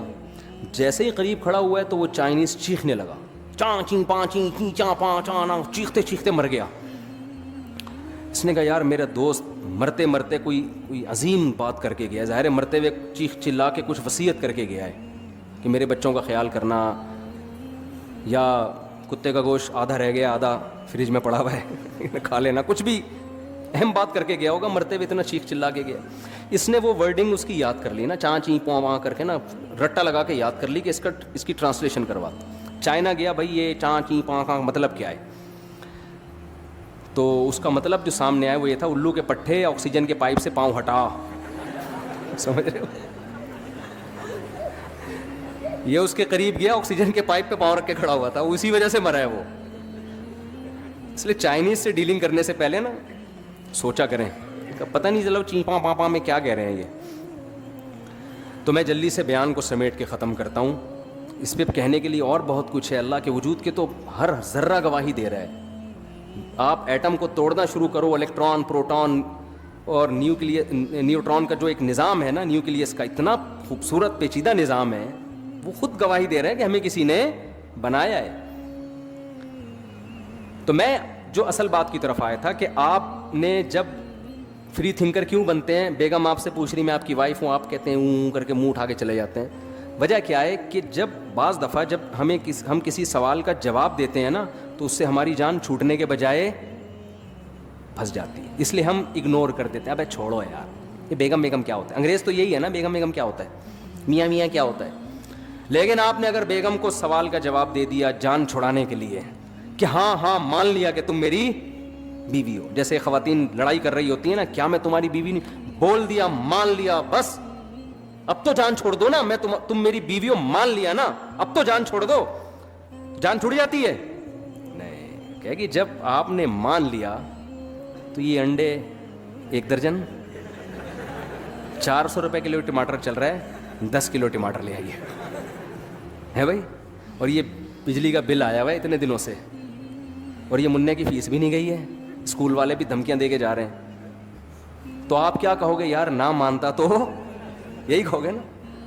تو خوب سمجھ لو، گورا اس پہ بحث نہیں کر رہا کہ کوئی بنانے والا ہے یا نہیں ہے، اس کو پتہ ہے مان لیا نا بنانے والا ہے. آگے بہت سارے سوالات کے جواب پھر مجھے دینے پڑیں گے، اس لیے کافر نے کہا اپنی ڈکشنری سے گاڈ کو نکال دو. رکھا ہوا ہے تھوڑا تھوڑا ہلکا پھلکا، او مائی گاڈ گالی والی دینے کے لیے کسی او مائی گاڈ حیرانگی کے، بس اس سے زیادہ گاڈ ورڈ کا نہیں ہے کوئی ان کے.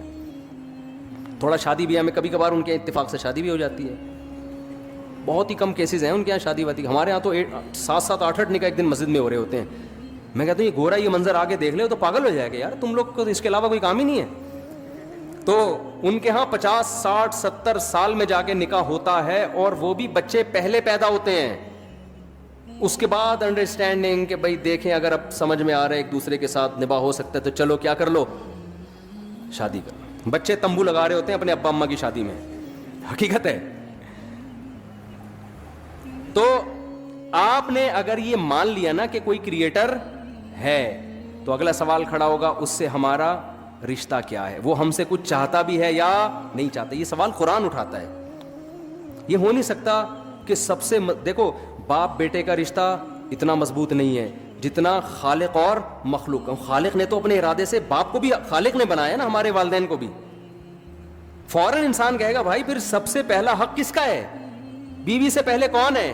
باپ. باپ سے پہلے خدا خالق. باپ سے پہلے کون ہے؟ خالق. عورت کے لیے شوہر سے پہلے کون ہے؟ خالق ہے.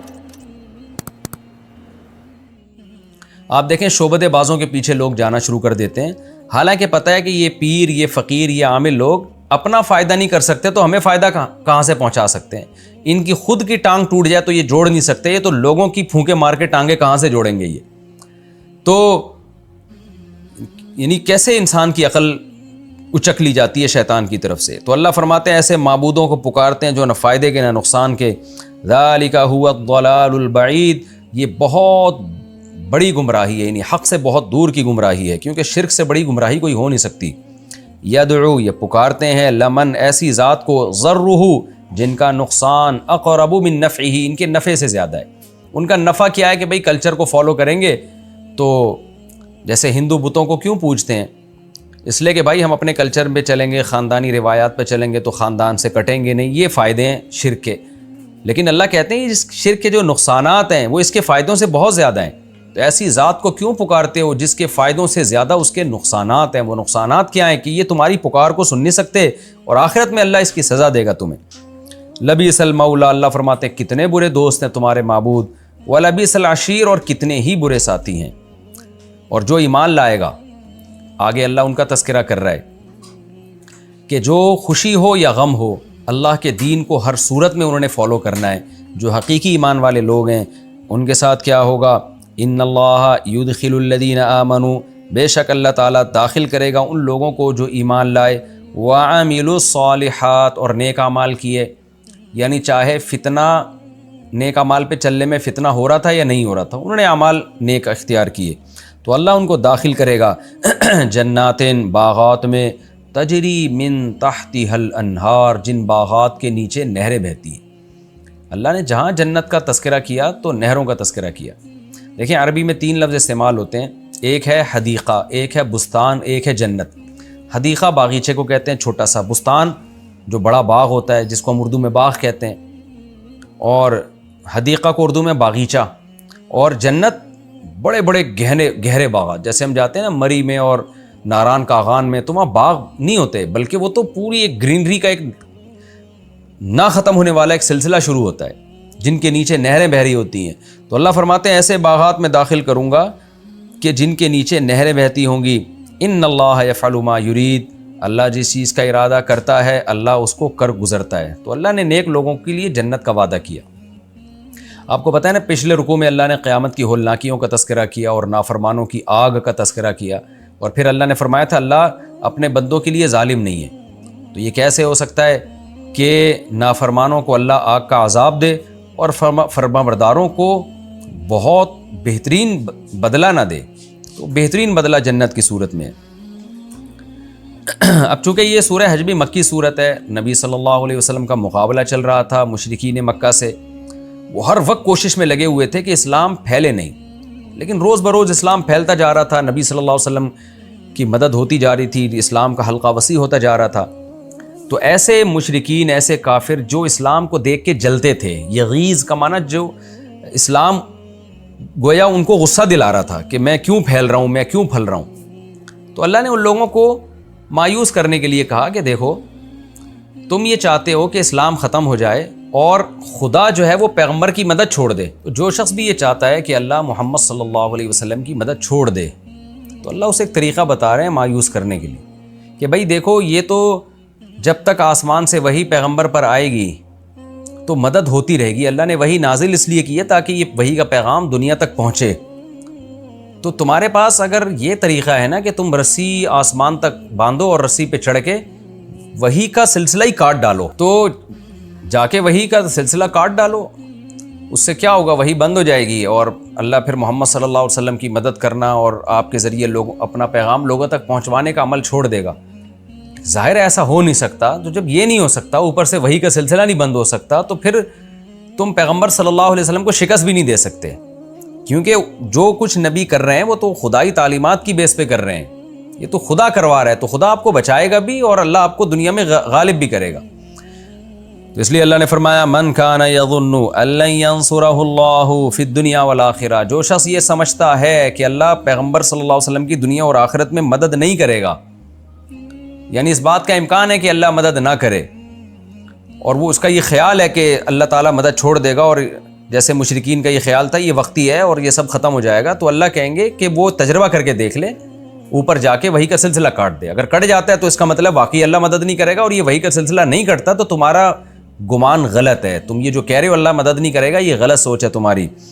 فَلْيَمْدُدْ بِسَبَبٍ إِلَى السَّمَاءِ، اللہ کہتے ہیں ایک سبب لے کے، یعنی رسی لے کے آسمان تک کھینچ ڈالے، ثُمَّ لْيَقْطَعْ، پھر وہاں جا کے سلسلہ ختم کرے یہ سارا، فَلْيَنظُرْ، پھر دیکھے، هَلْ يُذْهِبَنَّ كَيْدُهُ، کیا اس کی یہ جو تدبیر ہے یہ لے گئی ہے ماں اس چیز کو، یغیظ جو اس کو غصے میں ڈال رہی ہے، اس کو غصے میں کیا چیز ڈال رہی ہے؟ اسلام پھیل رہا ہے، تو کیا اسلام کا پھیلنا بند ہو جائے گا اس تدبیر سے؟ یہ غور کر کے دیکھ لے.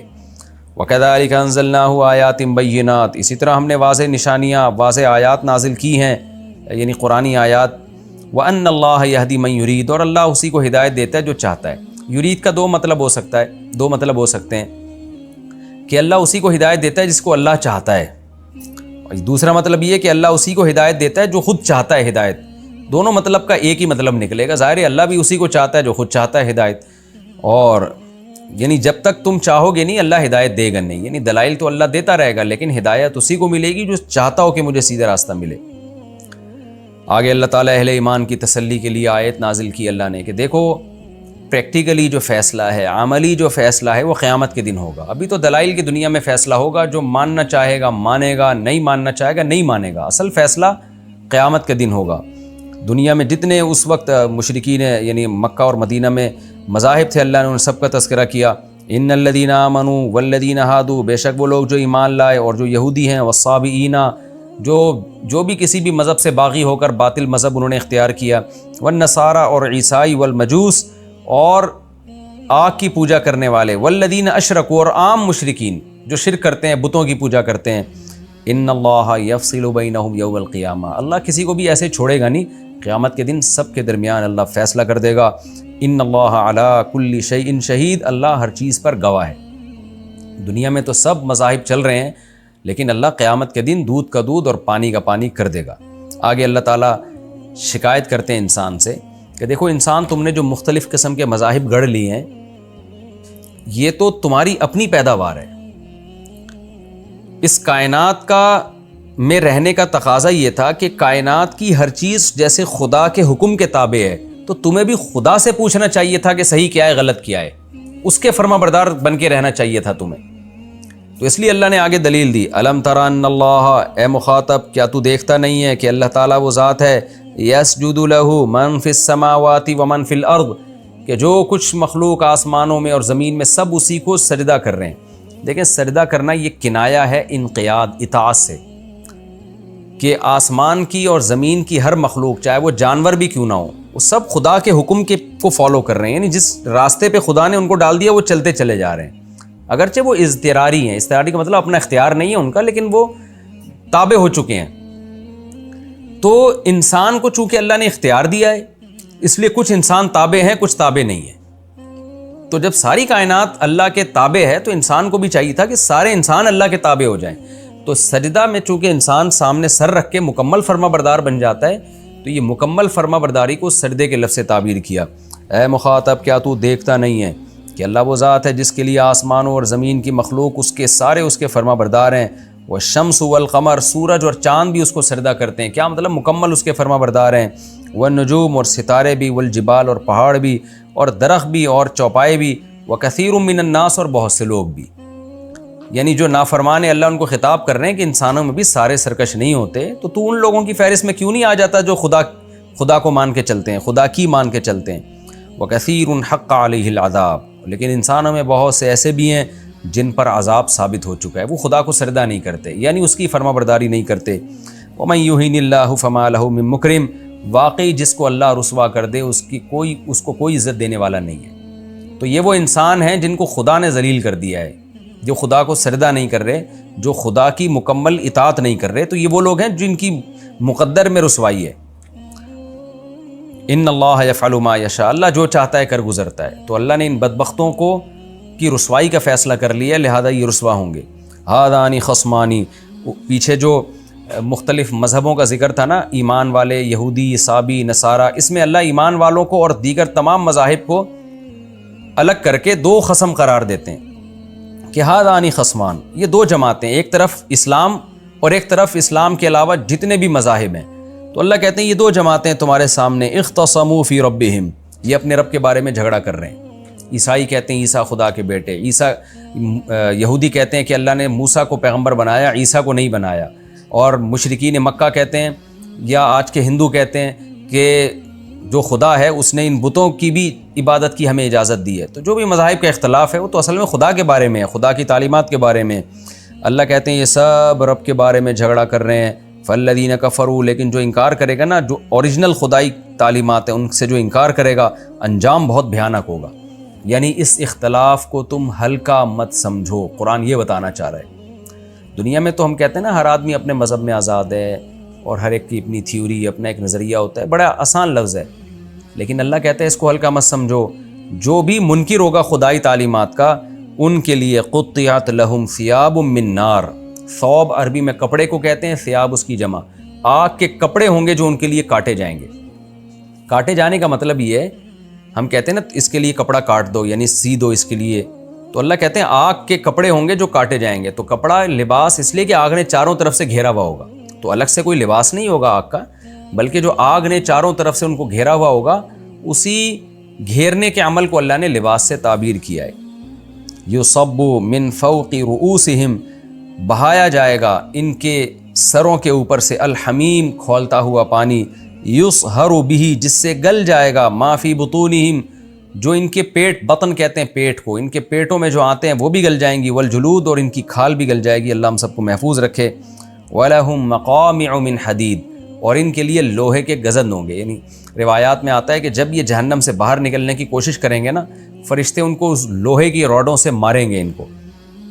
کلما ارادو، جب بھی یہ ارادہ کریں گے، ان یخرجوا منہا، کہ اس آگ سے نکلیں، من غم، غم کی وجہ سے، اعیدوا فیہا، اسی میں دوبارہ لوٹا دیے جائیں گے، وذوقوا، اور یقال لہم، یعنی ان سے کہا جائے گا، چکھو عذاب الحریق، اس آگ میں جلانے والے عذاب کو۔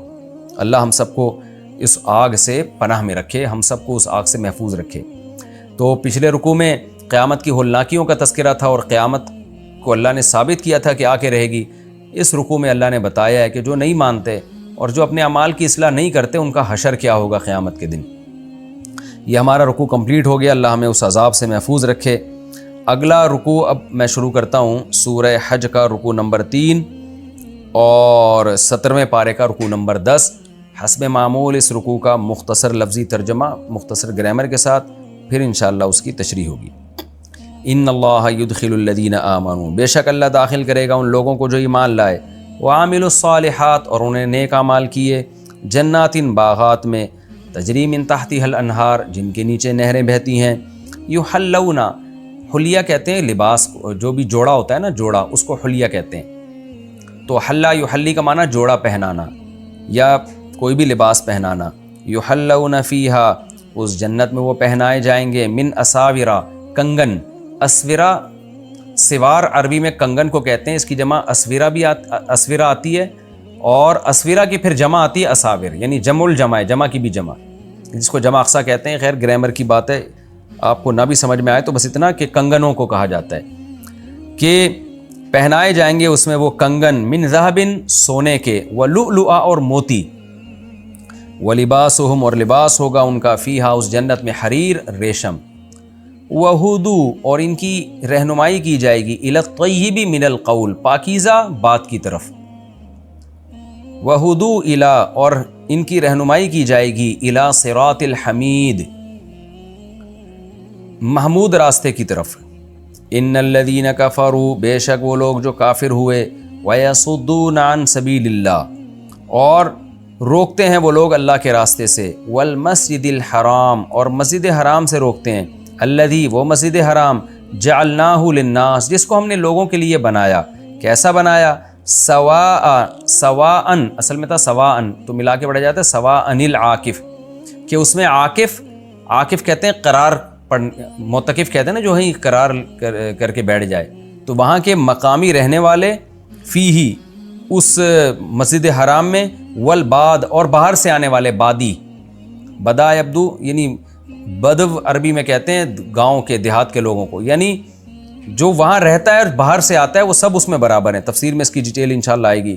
وَمَن يُرِدْ فِيهِ، اور جو شخص ارادہ کرے گا اس مسجد حرام میں، بِالْحَادٍ، الحاد کا، الحاد ٹیڑھا پن کو کہتے ہیں، کجی کو کہتے ہیں، لحد عربی میں اس قبر کو کہتے ہیں جو ٹیڑھی ہوتی ہے، ایل کی شکل میں ہوتی ہے۔ تو ہر وہ کام جو فتنہ و فساد والا ہو یا نظریات کی خرابی، ان سب کو الحاد کہا جاتا ہے۔ جو شخص بظلم، ظلم کے ذریعے اس میں الحاد کی کوشش کرے گا، نذقہ، ہم چکھائیں گے اس کو، من عذاب علیم، دردناک عذاب۔ مختصر رکوع اور مختصر لفظی ترجمہ اس کا، اور اس کی تفسیر بھی پھر مختصر۔ پچھلے رکوع میں اللہ نے اہل جہنم کی آگ کا تذکرہ کیا. آپ کو پتہ ہے پچھلے رکوع میں بھی اللہ نے یہ بتایا کہ اللہ ایمان والوں کو ایسے باغات میں داخل کرے گا جن کے نیچے نہریں بہتی ہوں گی. پھر اللہ نے جہنم کی آگ کا تذکرہ کیا کہ کیسے جہنم میں کھولتا ہوا پانی جہنمیوں کو پلایا جائے گا. اب اللہ دوبارہ جنت کا تذکرہ کر رہے ہیں کیونکہ جہنم کا تذکرہ 2 دفعہ ہوا تو اللہ نے پھر جنت کا تذکرہ بھی 2 دفعہ کیا. فرمایا اللہ داخل کرے گا ان لوگوں کو جو ایمان لائے اور نیک اعمال کیے ایسے باغات میں جن کے نیچے نہریں بہتی ہیں. یحلون فیہا من اساور، اور اس میں وہ پہنائے جائیں گے کنگن، من ذہب، سونے کے، ولؤلؤ، اور موتی بھی پہنائے جائیں گے. حدیث میں یہ مضمون بہت واضح ہے کہ قیام یعنی جنت میں مردوں کو بھی زیور پہنایا جائے گا. اب چونکہ جنت کے حکام جنت ہی میں جا کے پوری طرح سمجھ میں آئیں گے تو نبی صلی اللہ علیہ وسلم نے فرمایا وہاں مردوں کے لیے بھی سونے اور چاندی کے زیورات ہوں گے. وَلِبَاسُهُمْ فِيهَا حَرِيرٌ، اور ان کا لباس اس جنت میں ریشم ہوگا. وَهُدُوا إِلَى الطَّيِّبِ مِنَ الْقَوْلِ، اور ان کی رہنمائی کی گئی ایسی بات کی طرف جو پاکیزہ تھی. میں نے شاید ترجمے میں یہ کہہ دیا کہ ان کی رہنمائی کی جائے گی، اصل ترجمہ اس کا ہے اور ان کی رہنمائی کی گئی، یعنی جو جنتی ہیں ان کی دنیا میں رہنمائی کی گئی تھی الی الطیب من القول، ایک پاکیزہ قول کی طرف. وہ قول ہے لا الہ الا اللہ. وہدوا الی صراط الحمید، اور ان کی ہدایت کی گئی تھی ایک قابل تعریف راستے کی طرف جس کو سیدھا راستہ کہا جاتا ہے. ان الذین کفروا ویصدون عن سبیل اللہ والمسجد الحرام، اس آیت کا ایک شان نزول ہے. صلح حدیبیہ کے موقع پہ یہ نازل ہوئی. سورہ حج کی بعض آیات مکی ہیں اور بعض مدنی ہیں، تو یہ بھی مدنی آیت ہے. نبی صلی اللہ علیہ وسلم کو جب حدیبیہ میں روک دیا گیا عمرہ کرنے سے، آپ عمرے کی نیت سے جا رہے تھے. عرب میں یہ بڑا معیوب سمجھا جاتا تھا کہ آپ بیت اللہ سے کسی کو نہیں روک سکتے، بیت اللہ سب کا ہے. لیکن عرب نے اپنے کلچر کی بھی خلاف ورزی کی. قرآن نے بیت اللہ کی عظمت میں آیات نازل کی کہ وہ لوگ جو کافر ہیں اور اللہ کے راستے سے روکتے ہیں، یہاں اللہ کے راستے سے مراد ہے عمرہ کرنا. والمسجد الحرام، اور مسجد حرام سے روکتے ہیں. الذی، وہ مسجد حرام، جعلناہ للناس، جس کو ہم نے لوگوں کے لیے بنایا. کیسا بنایا؟ سواء العاکف، کہ وہاں کا رہنے والا، فیہ، اس مسجد حرام میں، والباد، اور جو بادی ہے باہر سے آنے والا ہے، وہ سب اس میں برابر ہیں. کیا مطلب؟ مسجد حرام کی یہ فضیلت ہے. دیکھیں یہاں مسجد حرام سے مراد ہے حرم. قرآن میں کہیں مسجد حرام سے عین مسجد مراد ہے، کہیں مسجد حرام سے پوری حدود حرم مراد ہے، کہیں مسجد حرام سے پورا مکہ بھی مراد ہوتا ہے. تو یہاں حرم مراد ہے کیونکہ یہ جو احکام ہے نا کہ باہر سے آنے والا وہاں کا رہنے والا برابر ہیں، یہ پورے حدود حرم کے بارے میں. برابر کا کیا مطلب ہے کہ حرم جاتے ہوئے، دیکھیں اس کا ایک مطلب تو وہ ہے جو امام حنیفہ کا ایک قول ہے کہ حرم میں کوئی بھی ذاتی ملکیت کی کوئی چیز نہیں خرید سکتا، ذاتی پراپرٹی نہیں ہو سکتی، پورا وقف ہے. یعنی جو وہاں رہے گا یا باہر سے آئے گا مالک کوئی بھی نہیں ہوگا. جیسے مسجد ہے نا، مسجد میں آپ ایک ٹکڑا بھی خرید نہیں سکتے، تو پورا جو حدود حرم ہے وہ ایسا ہی ہے. لیکن امام صاحب کا یہ قول ہے جس میں فتویٰ نہیں ہے، فتویٰ جمہور کے قول پر ہی ہے فقہ حنفی میں، وہ یہی ہے کہ مسجد یعنی جو حدود حرم ہے نا اس میں ذاتی پراپرٹی بھی ہو سکتی ہے. مسجد حرام میں تو نہیں ہو سکتی لیکن حدود حرم میں ہو سکتی ہے. تو کیا مطلب ہوا؟ باہر سے آنے والے اور اندر رہنے والے برابر ہیں. یعنی مسجد میں آنے کا، مسجد میں نماز پڑھنے کا، طواف کرنے کا حق یہ سب کو برابر ہے. راستوں پہ کوئی قبضہ نہیں کر سکتا کہ جی آپ کہیں میرا چونکہ یہاں گھر ہے تو آپ نے ایک بنگلے پہ یعنی ایک راستے پہ قبضہ کر لیا کہ میں باہر سے کسی کو نہیں آنے دوں گا. یا جو اندر رہتے ہیں ان کو خصوصی پروٹوکول دیا جا رہا ہو مسجد میں جانے کے لیے، باہر والوں کے لیے دروازے بند کیے جا رہے ہوں. تو اللہ کہتے ہیں کہ یہ ایسی جگہ ہے جس میں رہنے والا باہر سے آنے والا برابر، کیونکہ یہ اللہ کا گھر ہے تو اللہ کے گھر پہ تو کسی کا قبضہ نہیں ہو سکتا، لہذا راستے سب کے لیے کھلے رہیں گے اس میں. تو اس لیے اللہ تعالیٰ فرماتے ہیں اس مسجد کی یہ عظمت ہے کہ اس میں رہنے والا، باہر سے آنے والا اور اندر رہنے والے برابر ہیں. تو ظاہر ہے جب برابر ہیں تو مشرکین مکہ کا نبی صلی اللہ علیہ وسلم کو اندر آنے سے منع کرنا یہ مسجد حرام کی توہین ہے. وَمَن يُرِدْ فِيهِ بِإِلْحَادٍ، اللہ فرماتے ہیں جو بھی اس میں ظلم کے ساتھ الحاد کا ارادہ کرے گا. ظلم کے ساتھ الحاد کا مطلب یہ ہے کہ ایک نادانستہ طور پر کوئی غلط کام ہو گیا وہ معاف ہے، لیکن یہاں ظلم کا مطلب جان بوجھ کر غلط ارادے سے جو یہاں الحاد کرے گا. الحاد کا مطلب کوئی بھی بے دینی کا کام کرے گا. نُذِقُهُ مِنْ عَذَابٍ أَلِيمٍ، ہم اس کو دردناک عذاب چکھائیں گے. اس سے پتہ چلتا ہے کہ مسجد حرام یا بیت اللہ میں گناہ کرنے کی شناعت اور برائی باہر کی نسبت اور زیادہ بڑھ جاتی ہے. حدود حرم میں بھی مجھے بڑا افسوس ہوتا ہے جب ہم حج کے لیے عمرے کے لیے جاتے ہیں تو مسجد حرام میں تو ایک جرم نہیں کرتے، لیکن حدود حرم میں ہم نے لوگوں کو دیکھا ہے کہ وہ کیبل لگائی ہوئی ہے، ڈش اینٹینے لگے ہوئے تھے پہلے تو، اور وہ اس پہ فلمیں دیکھ رہے ہوتے ہیں حدود حرم کے اندر جو مزدور ہیں. تو بہت سخت یعنی اللہ کے عذاب کو دعوت دینے والی بات ہے. تو وہ چونکہ مزدوری کر رہے ہیں، ہوٹلوں میں ٹھہرے ہوئے ہیں، وہ حدود حرم میں ہی، تو وہاں وہ سمجھتے ہیں کہ سارے گناہ ہمارے لیے جائز ہیں، یعنی وہی ہیں جیسے ہم باہر کر رہے ہیں. تو یہ بہت بڑا جرم ہے. تو اللہ نے اس پہ بڑی شدید وعید سنائی ہے. تو یہ رکوع ہمارا الحمدللہ کمپلیٹ ہو گیا. اس رکوع کا حاصل یہی ہے کہ اللہ نے اس میں نیک لوگوں کے لیے جنت کا تذکرہ کیا، اور اللہ نے اس میں فرمایا کہ جو بھی مسجد حرام کے میں لوگوں کو آنے سے روکے گا اور عمرے میں رکاوٹ کا ذریعہ بنے گا، ہم اس کو دنیا اور آخرت میں عذاب کا مزہ چکھائیں گے. اور اس سے ایک اشکال ہوتا ہے کہ حجاج بن یوسف نے تو بیت اللہ پہ سنگ باری کی تھی، یعنی جو حضرت عبداللہ بن زبیر کی جب حکومت قائم ہوئی تھی نا، تو حجاج بن یوسف نے جب ان کی حکومت کا تختہ گرانے کے لیے مکہ پہ حملہ کیا تو بیت اللہ بھی مسمار ہو گیا تھا. تو اس پر تو کوئی ایسا عذاب نہیں آیا. اس کا جواب علماء نے دیا ہے کہ بیت اللہ کا مسمار کرنا حجاج کی نیت نہیں تھی. حجاج کی نیت بیت اللہ، کیونکہ وہ بھی بہرحال مسلمان تھا، بیت اللہ کا طواف کرتا تھا، بیت اللہ کی طرف رخ کر کے نماز پڑھتا تھا، اس نے حکومت گرانے کے لیے غلط اقدام کیا، جس کے نتیجے میں نادانستہ طور پر بیت اللہ کی جو ہے وہ تعمیر کو، وہ منجنیق کی جو توپیں تھیں اس سے نقصان پہنچا. تو اس لیے قرآن میں الفاظ ہیں وَمَن يُرِدْ فِيهِ بِإِلْحَادٍ بِظُلْمٍ، جو جان بوجھ کر یہ کرے گا، یعنی بیت اللہ کی توہین کرے گا، شاعر اللہ کی توہین کرے گا، اس کے لیے دردناک عذاب ہے. تو بیت اللہ کے ساتھ تو ایسا ہوا ہے کہ جس نے بھی بیت اللہ کے ساتھ برائی کے ارادے سے اس کو ڈھانے کی کوشش کی ہے، دنیا میں اس پر عذاب آیا ہے. اب اگلا رکوع شروع ہو رہا ہے. میں پہلے اس رکوع کا بھی یعنی مختصر لفظی ترجمہ مختصر گرامر کے ساتھ، پھر اس کی انشاءاللہ تفسیر ہوگی اگر وقت بچا. اب ہم شروع کرنے جا رہے ہیں جی 17ویں پارے کا رکوع نمبر 4 اور سورہ حج کا رکوع نمبر 4 اور 17ویں پارے کا رکوع نمبر 11. بسم اللہ الرحمن الرحیم. وَإِذْ بَوَّأْنَا لِإِبْرَاهِيمَ، اور اس وقت کو یاد کرو جب ہم نے ابراہیم کے لیے ٹھکانہ دیا. بوّأ یبوّئ کا معنی ٹھکانہ دینا. ابراہیم کو ہم نے ٹھکانہ دیا مکان البیت، بیت اللہ کی مکان یعنی اس کی جگہ کا. ٹھکانے کا مطلب یعنی ان کو وہ جگہ بتائی ہم نے کہ یہاں ہے بیت اللہ. اللہ تشرک بی شیئن، اور ہم نے ان سے کہا کہ لا تشرک بی شیئا، میرے ساتھ کسی کو شریک نہیں کرنا آپ نے. وطہر بیتیا، اور میرے گھر کو پاک صاف رکھنا ہے. للطائفین، طواف کرنے والوں کے لیے. والقائمین، قیام کرنے والوں کے لیے یعنی نماز میں جو قیام کرتے ہیں. والرکع، راکع کی جمع رکع آتی ہے، اور رکوع کرنے والوں کے لیے. السجود، اور سجدہ کرنے والوں کے لیے. ساجد کی جمع سجود. وَأَذِّن فِي النَّاسِ، اور لوگوں میں آپ اعلان کر دیں. اذن یؤذن تاذینا، اعلان کرنا. آپ لوگوں میں اعلان کر دیں. بالحج، حج کا. حج کا لغوی معنی ہے قصد کرنا، ارادہ کرنا. تو یہاں بیت اللہ کا قصد کرنا، یعنی آپ لوگوں میں حج کا یعنی بیت اللہ کی طرف آنے کا اعلان کر دیں. اس اعلان کا نتیجہ کیا نکلے گا؟ یاتوکا، یہ لوگ آپ کے پاس آئیں گے. رجالن، پیدل، پیدل بھی آئیں گے. رجل پیدل کو کہتے ہیں، رجال اس کی جمع. رجل کی جمع بھی رجال آتی ہے، رجل مرد کو کہتے ہیں، اور رجل کہتے ہیں پیدل کو. وعلی کل ضامر، اور ہر دبلی اونٹنیوں پر. ضامر اس اونٹنی کو کہتے ہیں جو چل چل کے دبلی ہو گئی ہو، چونکہ عام طور پر اس زمانے میں جب دور سے لوگ سفر پہ اونٹنی پہ آتے تھے تو وہ لمبے سفر کر کر کے دبلی ہو جاتی تھی.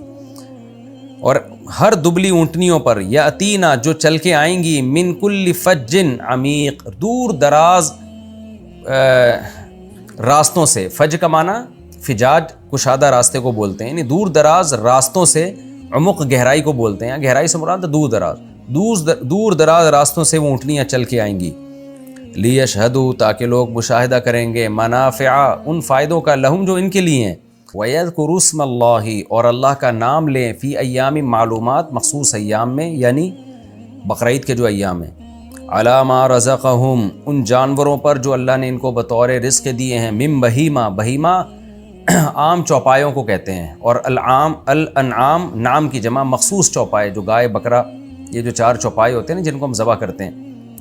تو خلاصہ کیا نکلا؟ من بہیمۃ الانعام، ان بہائم پر جو انعام ہیں، یعنی ان چوپایوں پر جو انعام ہیں. تو اس لیے اس کا ترجمہ یہ کیا گیا کہ مخصوص قسم کے چوپایوں پر، یعنی 4 قسم کے جانوروں پر اللہ کا نام لے وہ.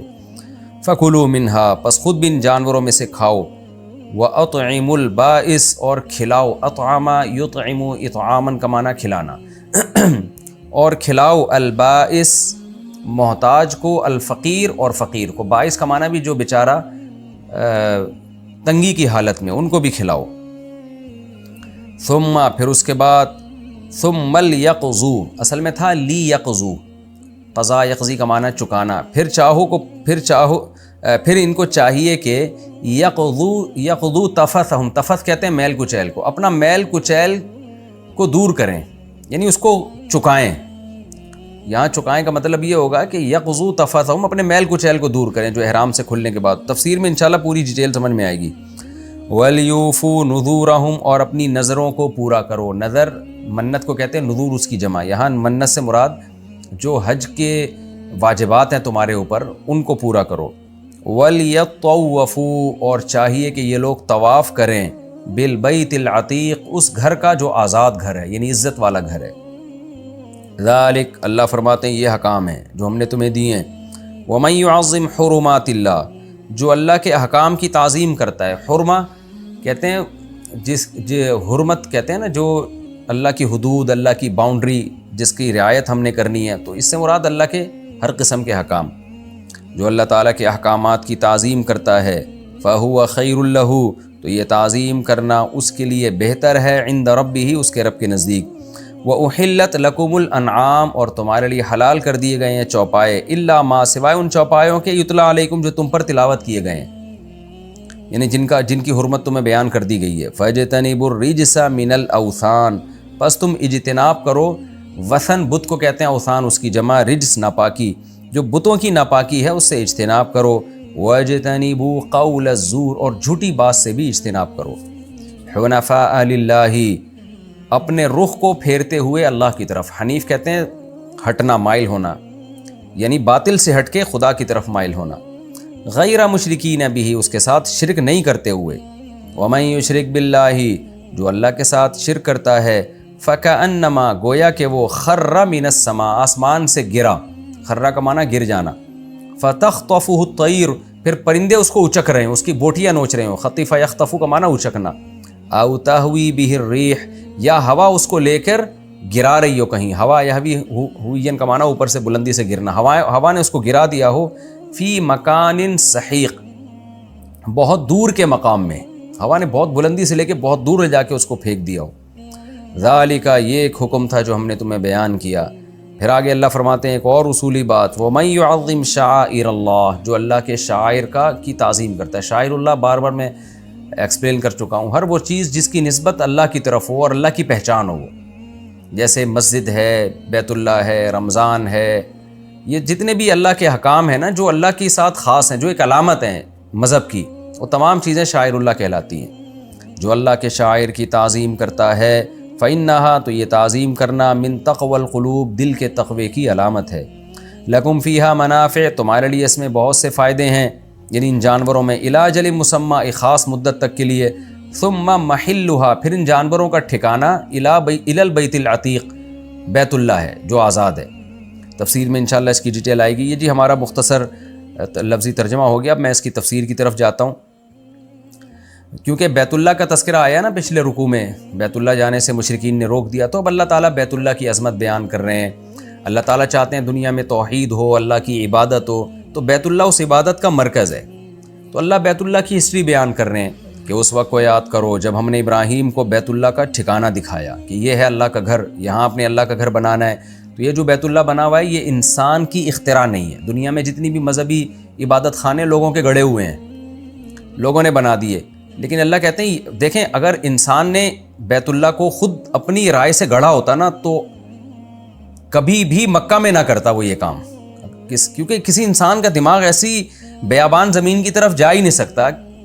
آپ اگر خود سے کوئی عبادت گاہ بنانا چاہیں گے، ایسی لوکیشن پہ تھوڑی بنائیں گے جہاں آپ کو پتہ ہے کوئی آ ہی نہیں سکتا، اتنے بڑے بڑے ریگستان، نہ گھاس کا تنکا نہ پانی۔ تو اللہ نے ایسی جگہ ابراہیم علیہ السلام کو دی تاکہ لوگوں کو یقین آ جائے یہ انسان کی سلیکشن نہیں ہے، خدا کی سلیکشن ہے۔ تبھی کہتے ہیں نا یہ روایات میں ابراہیم علیہ السلام نے اللہ سے پوچھا، بعض روایات میں تاریخی روایات ہیں کہ میں جب اعلان کروں گا کہ یہاں حج کے لیے آؤ تو کون آئے گا، میرا اعلان سنے گا کون؟ تو اللہ نے کہا کہ میں آپ کی آواز کو پوری دنیا کے کونے کونے پہنچا دوں گا۔ تو یہ خود اس کی علامت ہے کہ یہ ابراہیم علیہ السلام کی سلیکشن نہیں ہے، یہ خدا کی سلیکشن ہے۔ اور اس وقت کو یاد کرو جب ہم نے ابراہیم کو حکم دیا، ابراہیم کو ٹھکانہ بتایا بیت اللہ کا، لیکن ان کو ساتھ ساتھ کہہ دیا لا تشرک بی شیئا، میرے ساتھ شرک نہیں کرنا۔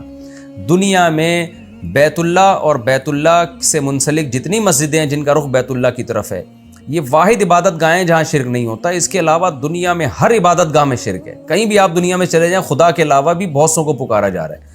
تو یہ بیت اللہ کی خاصیت ہے۔ اللہ کہتے ہیں میں نے حکم دیا کہ آپ نے میرے ساتھ شریک نہیں کرنا، وطہر بیتی للطائفین والعاکفین، اور میرے گھر کو آپ نے پاک صاف رکھنا ہے طواف کرنے والوں کے لیے، قیام کرنے والوں کے لیے، رکوع اور سجود کرنے والوں کے لیے۔ یہ تو نماز کا حکم بتایا، اور ایک حج بھی ہوگا، وَأَذِّن فِي النَّاسِ بِالْحَجِّ، میرا گھر ہے تو میں چاہوں گا لوگ میرے گھر کی زیارت کے لیے آئیں، مخصوص ارکان ادا کر کے عبادت کریں۔ تو آپ نے لوگوں میں اعلان کر دیا، پوری دنیا کے تمام انسانوں کو حج کا اعلان کرنا ہے۔ اس کا نتیجہ کیا نکلے گا؟ یا تو کا رجالن، اے ابراہیم یہ تیرے پاس آئیں گے۔ تیرے پاس کا مطلب تو چونکہ یہاں ہے تو بیت اللہ کی طرف آئیں گے۔ اس سے پتہ چلتا ہے کہ 4000 سال پہلے ہی حج شروع ہو چکا تھا۔ رجالن، پیدل بھی آئیں گے، وعلی کل ضامر، اور ہر دبلی اونٹنی پہ سوار ہو کے بھی آئیں گے، کیونکہ اس زمانے میں اونٹنیاں چل چل کے دبلی ہوتی تھی، اس لیے ذکر کیا، یعنی سواریوں پہ سوار ہو کے بھی آئیں گے۔ ایسی اونٹنیاں یاتین من کل فج، جو ہر طرح کے راستوں سے آئیں گی، عمیق، دور دراز راستے، کہاں کہاں سے دنیا آئے گی۔ لیشہدوا منافع لہم، کیا کریں گے؟ یہاں آ کے اپنے فائدوں کو دیکھیں گے، روحانی فائدے بھی اور جسمانی فائدے بھی۔ اصل تو مقصد روحانی فائدے ہے، عبادت میں ان کو ایک روحانیت ملے گی، خدا کا قرب حاصل ہوگا، یہ فائدے ان کو ملیں گے یہاں پہ، زمزم پیئیں گے۔ اور جسمانی فائدے کیا؟ تجارت بھی ہوگی، یہ ضمناً ہوگی۔ اصل مقصد تجارت نہیں ہونا چاہیے حج میں، اصل مقصد ہے عبادت۔ وَيَذْكُرُوا اسْمَ اللَّهِ، پھر وہ اللہ کا نام لیں گے، فی ایام معلومات، خاص ایام میں، یعنی یہاں کے پھر جانوروں کو بھی ذبح کریں گے اللہ کے نام، کیونکہ ابراہیم علیہ السلام نے اپنے بیٹے کو ذبح کیا تھا، تو یہ جانور کو ذبح کریں گے۔ لاکھوں کروڑوں جانور بیت اللہ جاتے ہیں اور ہر سال ذبح ہوتے ہیں، کتنا یعنی ایک اللہ کا ایک حکم ہے جو اس وقت سے زندہ کیا جا رہا ہے۔ مخصوص ایام میں جانوروں پر بھی اللہ کا نام لیں گے، جو بسم اللہ اللہ اکبر پڑھ کے ہم جانور ذبح کرتے ہیں۔ علی ما رزقہم، ان جانوروں پر جو اللہ نے ان کو بطور رزق دیے، من بہیمۃ الانعام، ان بہائم پر جو انعام ہیں، جو چوپائے ہیں۔ دیکھیں انعام کا اطلاق عموماً 4 جانوروں پر ہوتا ہے، یہ جو ہم قربانی میں ذبح کرتے ہیں۔ ویسے انعام مطلق چوپائے کو بھی کہا جاتا ہے، لیکن یہاں مخصوص چوپائے مراد ہیں، کیونکہ پہلے بہیمہ کا لفظ آ چکا ہے، اور بہیمہ ہر طرح کے چوپایوں کو کہا جاتا ہے، تو اس لیے یہاں انعام میں ہم یہ تعویل کریں گے کہ انعام سے 4 چوپائے مراد ہیں۔ تو اللہ نے فرمایا کہ ان 4 چوپایوں پر اللہ کا نام لیں۔ فَكُلُوا مِنْهَا، پس جب ان کو ذبح کرو تو خود بھی اس میں سے کھاؤ، وَأَطْعِمُوا الْبَائِسَ الْفَقِيرَ، اور محتاجوں کو بھی کھلاؤ۔ مالدار کو بھی کھلانا جائز ہے جب خود کھا سکتے ہیں، تو لیکن اللہ نے استحبابی حکم دیا کہ تبھی ہم قربانی کے جانور میں نا غریبوں کا حصہ بھی نکالتے ہیں، یہ مستحب ہے۔ ثُمَّ لْيَقْضُوا تَفَثَهُمْ، پھر اپنے میل کچیل کو دور کرو، یعنی حج کے ارکان ادا کرنے کے بعد جب احرام کھلتا ہے تو پھر باقاعدہ نہایا جاتا ہے، سر کے بالوں کو صاف کیا جاتا ہے، اور خوشبو لگانے کی اجازت ہوتی ہے، تو اپنے میل کچیل کو دور کرو۔ وَلْيُوفُوا نُذُورَهُمْ، اور اپنی نظروں کو پورا کرو۔ یہ نظر کہتے ہیں یہاں نظر سے وہ نظر مراد نہیں ہے جو ہم منت مانتے ہیں۔ حج کا جب آپ احرام باندھ لیتے ہیں نا، تو بھی آپ نے اپنے اوپر حج کے ارکان واجب کر لیے، اب احرام کھولنا جائز نہیں، تو اللہ کہتے ہیں وہ اپنے تمام واجبات کو پورا کرو جو حج پہ تم نے کیے ہیں۔ کچھ واجبات احرام سے پہلے ہوتے ہیں، کچھ احرام کے بعد بھی ہوتے ہیں، جیسے منی میں قیام ہے، اور پھر طواف زیارت ہے جس کا آگے تذکرہ آ رہا ہے۔ وَلْيَطَّوَّفُوا بِالْبَيْتِ الْعَتِيقِ، اور پھر طواف کرو اس گھر کا جو آزاد گھر ہے۔ یہ طواف فرض ہے جس کا قرآن میں ذکر کیا ہے، کیونکہ قرآن متواتر ہے، لہذا اس سے کسی عبادت کا جب ثبوت ہوگا تو وہ رکن کے درجے میں، فرض کے درجے میں ہوگی۔ اسی آیت سے تمام ائمہ کا اتفاق ہے